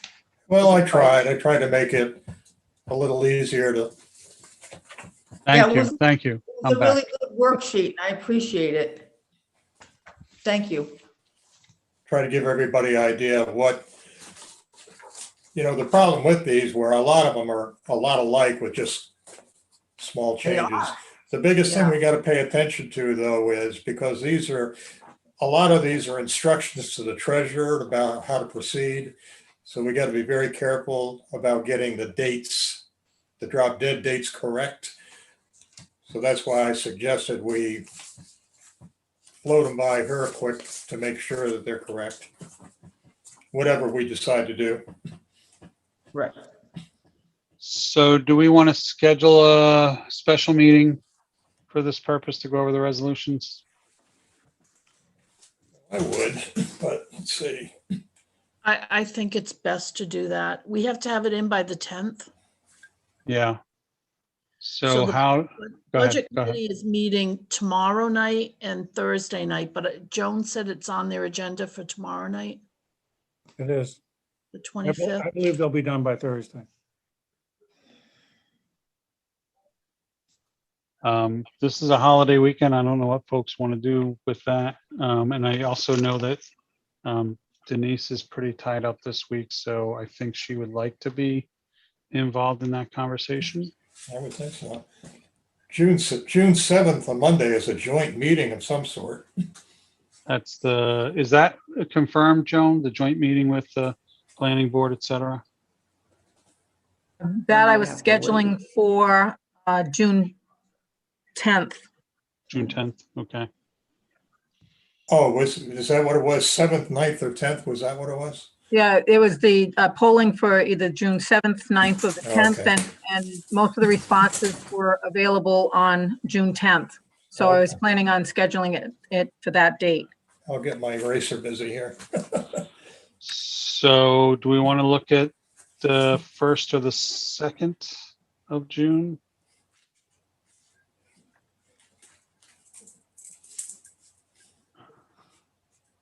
Yeah. Yep, that trying to either see. works for me. Just be careful, Mike, because Monday's the holiday, so the 48 hours notice can't include the holiday or the weekend. Right, but if we get it out, so Joan, if we decided tonight, you'd be able to get it out by that would give you enough, time? Yes, it would. Okay. And the purpose would be for the same purposes, what's on the agenda tonight? Correct. Okay. Everybody okay with that? 7 o'clock, or if you want to do 6 o'clock, whatever. What were the dates? June 1st, Tuesday, June 1st. Okay, that works. The 2nd, you have a zoning board meeting that night. Okay, Right. So what time? 6 or 7, guys? You want to keep it at 7 or 6 o'clock? go. Doesn't matter. I'm here anyhow, so. You never leave. Mike, does that matter for you if you have, I don't know. No, I'm okay. I'm okay with that date. Let's say 6. How's that sound? 6 o'clock. Okay, 6. Make sure you write it down, guys, so we remember. I'm gonna do a Zoom meeting right after, I'll schedule one right after we're done. Put it in bold, Chris, that it's reminder it's at 6 p.m. You know, we're creatures of habit. Yeah, no kidding. Yeah.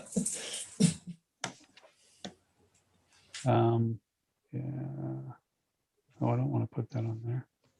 Never mind. Anyway, sorry. Discard that event. Okay, so then we're going to move on to Aye. discussion relative to Bob Lance Bill Sales Industrial Park Land Purchase Planning Board delays. So you had all received a email from Bob Lance complaining about the process to go through the planning board. And while I do know this has taken a while to get to where it's going, And I do know that his end complaint is the fact that there would be 2 meetings at the very end to do his preliminary and master plan. So I actually went over to talk to Jennifer about this particular issue, and I asked her to run me a schedule of the actual items, that timeline of when things took place. And while Mr. Lance is correct that this has taken some time, there was a 9-month delay on his part at the very beginning. And then there was another 9-month delay on his part after he provided his initial master concept. I don't believe the planning board is at fault here. I gave you a pretty long, detailed summary of the issues that took place. I know the planning board can be onerous at times to ensure that they get the things that they need to do their reviews and to do the ERSs and other things, but the majority of the time in this is basically, from my view and from the records that we have, are because the applicant didn't comply with getting information to the planning board. I don't think the planning board should be criticized for this because it's really not their fault. I mean, I call it the way I see it. I don't see the planning board having any issue with holding up this applicant. It's not their fault that he didn't get information into them, even though they requested it from the onset. So I think Sue Gill is here somewhere in the audience if you want to speak to her, but it's, I did give you a chronology of events from, at least Jennifer's perspective, and, she gets it right out of the records as it relates to that applicant. But if you want to hear from Sue, she's in the audience on the attendee room, if you want to hear from her as well. So raise your hand if you want to come in. I tend to agree with Chris, and what I've read is that, this is really a burden that he created on his own, and that you've been moving forward as diligently as possible with this one.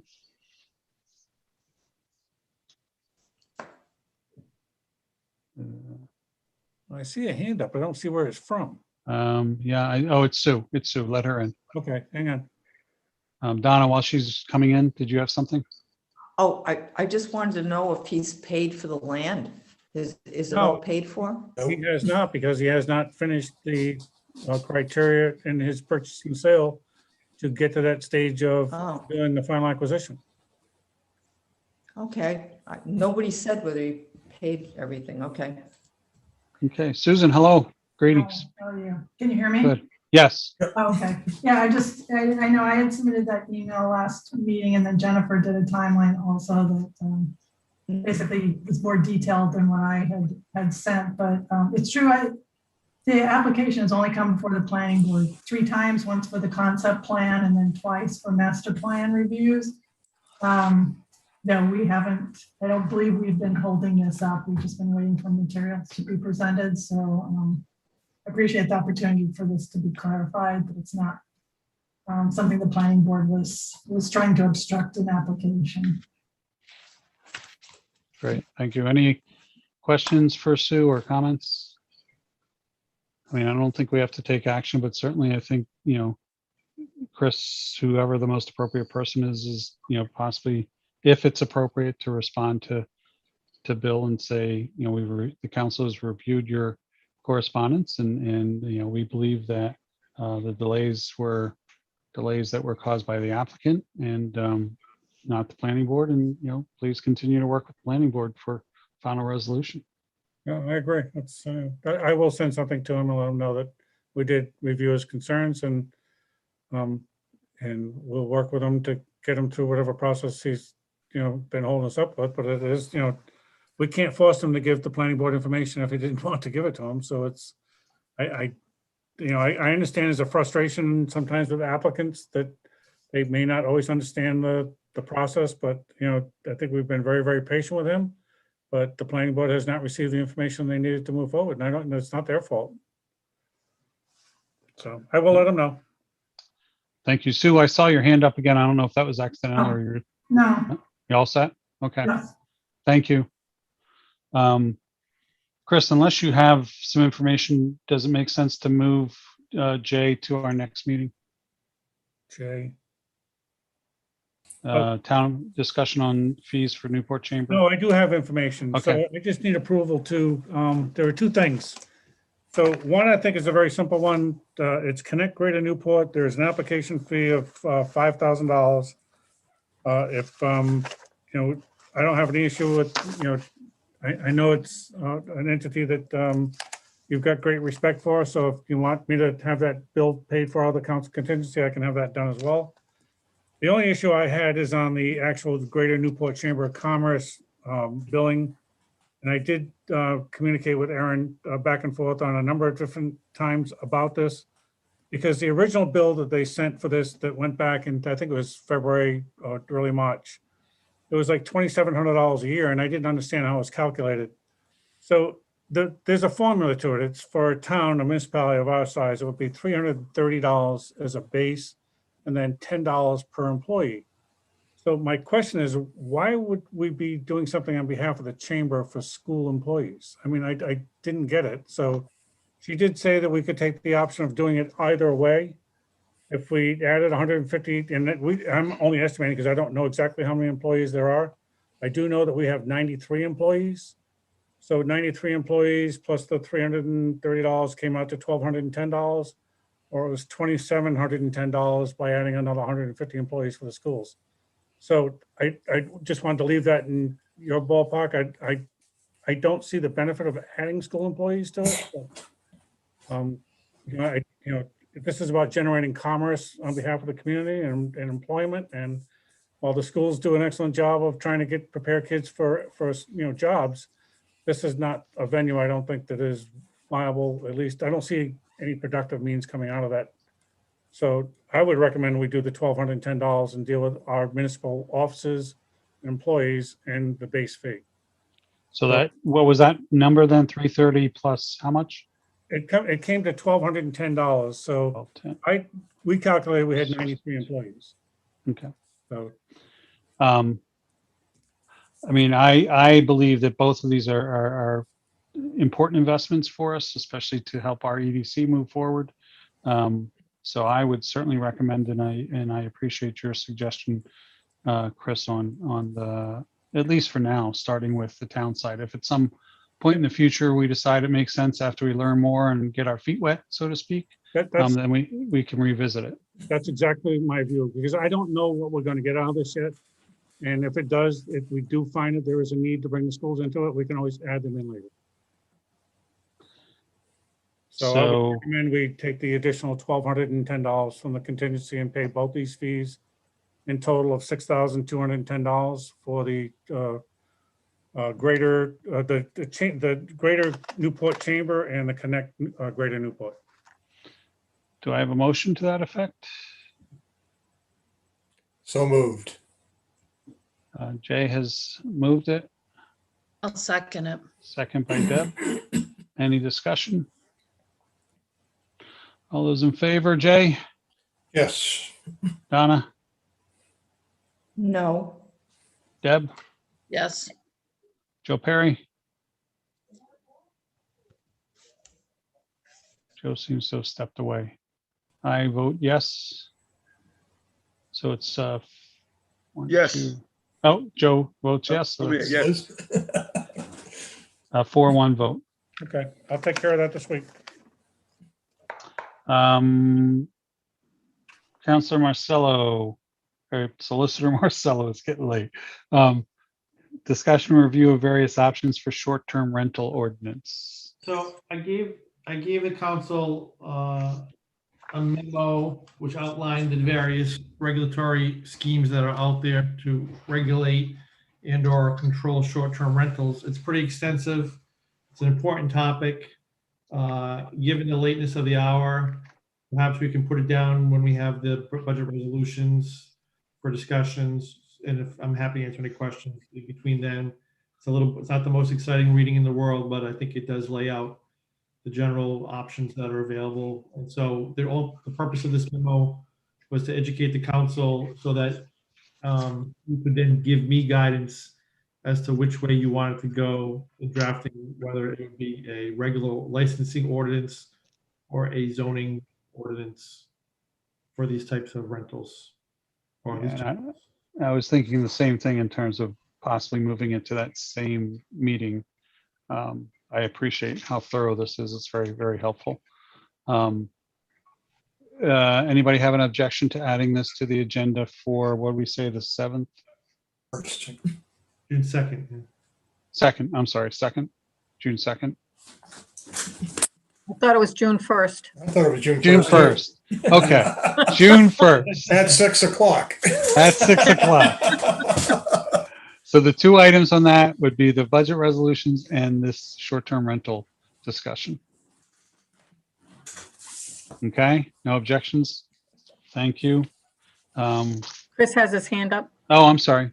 Chris? Just one comment. I did hear from the owner of the Essex Library. He is going to a long-term lease with it temporarily for 7 months. He did want to invite any of the council members who would like to go do a tour of the facility. I believe, I think the next lease starts on June 1st, so there is some time this week. He would make arrangements for any of you to go take a look at the facility. So I know he would love to do the short-term lease issue, but it didn't quite work out for him the way he envisioned at the moment. Doesn't mean he won't later on once you guys do what you do with the memorandum. He did want to at least offer the ability for you to go take a look at the facility. Okay, If anybody wants to, just give me a call. great. And I appreciate his understanding. Counselor Edwards. Okay. You know, I understand his frustration, but just to be clear, he's doing a long-term lease with one individual. Yes, one family. Well, that's what I mean. Yeah. Okay. Which is permitted under, there's, you know, again. Yeah, you know, I just don't 20 want to, 20 hours at I hope, what I want to clarify, it's not going to be with a property manager who will in turn rent it short term. Donna? No, I must have missed because of this internet. So the Essex Library, they have one person renting it, or is that what the? He has a family renting it for 7 months. Okay.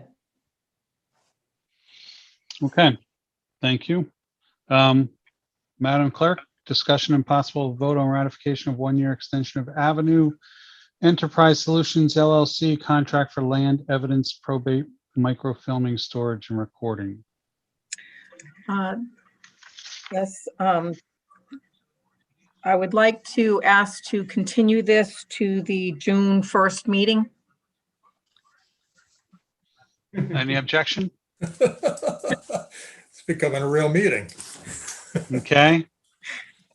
Good thing we're starting at 6 p.m. I think you're right. So no objection that's going to be added. So now we're on to announcements. Madam Clerk, scheduling of joint meeting of the Town Council, Planning Board, Zoning and Economic Development, targeting June 10th. Go ahead. Yes, I did the polling and it came back with most people were available for the June 10th date. That included the zoning board, the planning board, EDC, and the town council. So I will be scheduling that meeting. And what I'm looking for actually is what would be on the agenda. So if I could get some help, Mike. Yeah, I'll give you a hand with that. That would be great. You know, so that I have an idea so that I can post that meeting.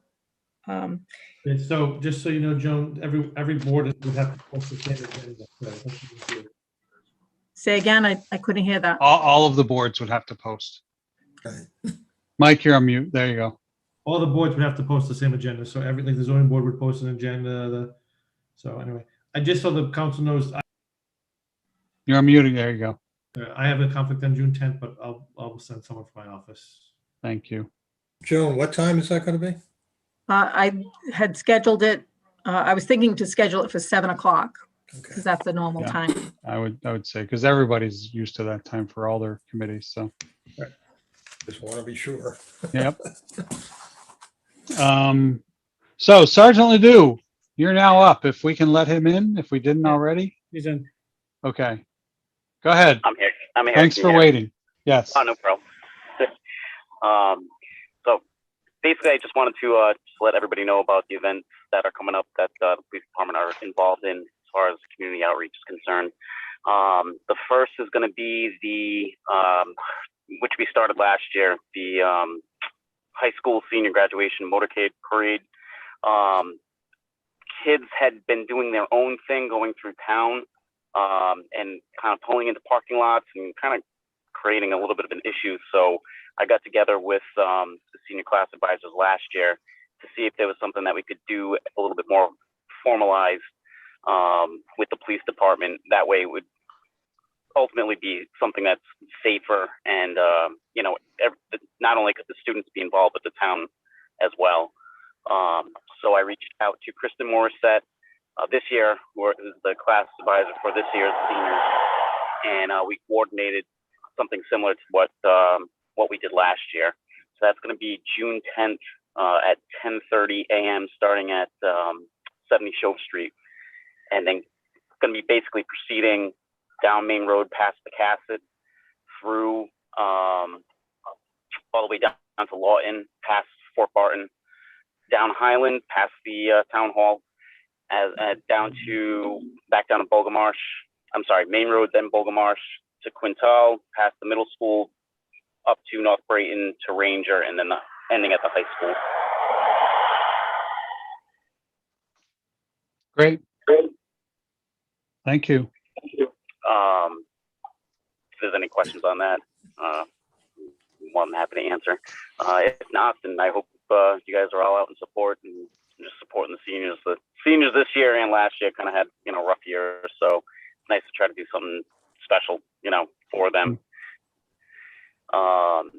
And then 2 days later, which is June 12th, we're doing the Child Safety Day event, which we started back in 2018. So it'll be our third year we do it. Unfortunately, we didn't do it last year because of COVID. But basically, the event is there to kind of get the community involved with the first responders in town, fire department, police department. I reached out and invited Little Compton Fire and Police as well.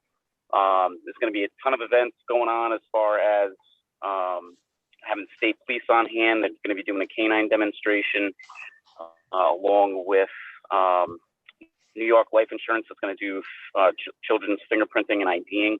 We're going to be doing child safety seat checks and installs. We're going to be promoting bike safety for the kids, handing out bicycle helmets. But one of the bigger goals is we're trying to raise money for the new playground down at the town farm rec area. Excellent. Thank you for informing us, and certainly we will do our part to make sure people know about it. Any questions for Sergeant Leduc? No, just my only comment is this is a good program, and I think it's well worth everybody in the town and the council getting behind it and trying to help as much as we can. Yes, agreed. Great. It's a very worthy program, and I think Sergeant Ledoux has been doing an excellent job. Absolutely. Thank you, guys. All right. Thank you. Thank you for waiting. Thank you. Oh, no problem. Thank you. Have a great night. You All too. right. You too. And then item C under announcements, town solicitor update on Open Meetings Act regarding hybrid meetings. So thank you, Mr. President.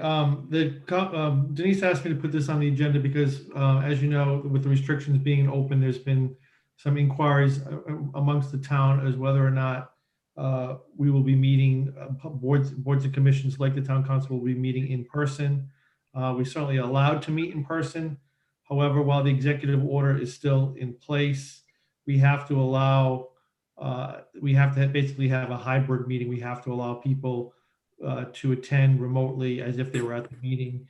And in speaking with Mr. Cotter, we don't quite have the technology quite yet to have those hybrid meetings, though that is one of the issues with the federal money is that we might be able to use it to buy the equipment and upgrade our town hall to allow this in the future. So it's not that we're not trying our best to do this, but under the current executive order, which I think will probably expire by July 1st. Up until that time, we will, if we're going to meet in person, we have to have the ability for people who don't want to attend in person to participate. And so that's what's making it difficult. Chris? So just to, bring a little bit more up to date on this, Andrew Rice and his brother will be coming here tomorrow at Town Hall to scope out the facilities, to see what's absolutely needed to be purchased so that we can do hybrid meetings. But we also need to consider that we may have to take this hybrid meeting on the road because of the size of the town hall. So like when we do the inland fuel or something like that, that we may have to go to the high school or somewhere else, another venue that we can accommodate more people. But we are going to try to put together a bullet point list of issues that we need to consider and those things that we need to buy and try to get some acquisition on those as quickly as we can. Jay? My question is, if restrictions are lifted, how long are people going to have the option to say, I'm still uncomfortable with this? If the restrictions are totally lifted, then it's, then we don't have to do the hybrid. But while they're, the restrictions not only apply to the public, it also applies to individuals who may be elected or appointed to some of these boards and commissions. Right. You may have people who are, you may have some people who don't want to be in a public setting with a lot of people for a lot of different reasons, but maybe they have a compromised immune system that they weren't able to get the shot. So those are issues as well. But as long as the executive order is in place, we have to follow the hybrid rule. Okay. So Chris, just to, again, there's a little bit more coming out that Mike may not be able. Again, something the league has been very proactive in monitoring and tracking, as there is legislation afoot that has gained a lot of traction that will still require the hybrid scenario by law for the town councils, planning boards, and zoning boards, and school boards. To the extent that there are people who are uncomfortable, even once the executive order is lifted, that would make us required to do the hybrid meetings, which would give people options. So again, it's not law yet, but it is moving fairly quick. Thank you. Joe? Just a question. So the order is through the end of June, through June 30th? So the executive orders are renewed every 30 days. The way I understand it, they continue to extend them to 30 days. Okay, so We heard today that the governor will probably continue extending the executive order up until the time the legislature can finish its job for this season, so it's probably through June 30th. okay, so if the financial town hearing would be on July 1st, so in effect, if this stays in place, it would be Zoom only. If it doesn't, we would have to have a hybrid meeting? Correct. We would. Okay, thank you. Well, Mike. And we may have to have that anyway with the law, if the law changes. Right, but Mike, assuming the statutes don't change, we wouldn't necessarily be Zoom only. It could be a hybrid meeting if the executive order is still in place. If the executive order is not in place, it would be an in-person meeting. Correct. Yeah. So just so you know, the other part of the legislation that's moving forward, there is a big push by a lot of the communities to give a window of time, because not everybody, a lot of people in the same boat we are. We're not prepared to do a hybrid meeting. So there may be a grace period of 90 days to whatever that will still allow you to have a total Zoom meeting if you're not prepared to have a hybrid meeting. So there is a lot of movement afoot in this whole process, while the executive order goes away, if the law passes, what happens? So we're still trying to track all of it to make sure that we're on top of it to the best that we can. Okay. Anything else on that? If not, moving to closed executive session. Mr. President, Yes, Joe. if I could, I have something from the Newport County Prevention Coalition. Mike, do we need to take a motion to add that? Are you just making an announcement, Joe? Yes. Yeah, why don't we just add to the agenda so Joe can make an announcement? Do I have a motion? Joe, can you make a motion that we add to Yes. the agenda your announcement regarding the Newport County Prevention I'll make that Coalition? motion. I'll second it to move us along. Jay, Yes. Donna, Yes. Deb, Yes. Joe, Yes. myself, yes. Go ahead, Joe. Yeah, the Newport County Prevention Coalition is looking to local businesses to participate in their upcoming Great Flamingo Hunt fundraiser. All proceeds will be contributed to the Grand Family Support Initiative, a program dedicated to providing resources and assistance to grandparents raising their grandchildren. If anyone would like to get involved, they can go to the website gthompson@riprevention.org, or they can call 413-426-1564. Thank you. Thank you, Joe. What's the number again, Joe? 413-426-1584. Okay, thank you. So do I have to make a vote on each of these separately, Mike? I forget. So now, why don't you read them all and we'll vote on all. Okay, so I'll entertain a motion to go into closed executive session for A, Town Administrator, RIGL 42465A2, closed session related to potential litigation regarding the reevaluation appraisal of the Tiverton Power Plant, Revere Power LLC. B, Town Administrator, RIGL 42465A2, closed session related to potential litigation regarding the reevaluation appraisal of Twin River, Tiverton. Item C, Councillor Cook, potential litigation, RIGL 42465A2, litigation strategy and legal options related to withholding of minimum revenue payment from state of Rhode Island. And item D, Town Administrator, RIGL 42465A2, collective bargaining, IBPO. Do I have a motion? Mike, I just think that, I'm sorry, the last one, the collective bargaining, I think it's A5, not A2. A5, correction, that is A5. I'll make that a motion. Joe, is there a second? Second. Second, Jay. All those in favor, Jay? Yes. Donna? Yes. Deb? Yes. Joe? Yes. Me, yes. Do we need a couple minutes? Met on the 4 items listed in our agenda. No votes were taken, only updates were provided. Can we just vote on that motion you just took? Oh, I'm sorry. I thought I did. Jay? Yes. Deb? Yes. Joe? Yes. Donna? Yes. I'm a yes. And to repeat myself, the council met on the 4 items listed under closed executive session, received updates on those items, no votes were taken. I Motion will to adjourn. entertain, go ahead, Joe, motion to adjourn, second by Donna. Donna, you want the second? Sure. Sure. I'll second it. Jay? Sure. Yes. Deb? Yes. Joe?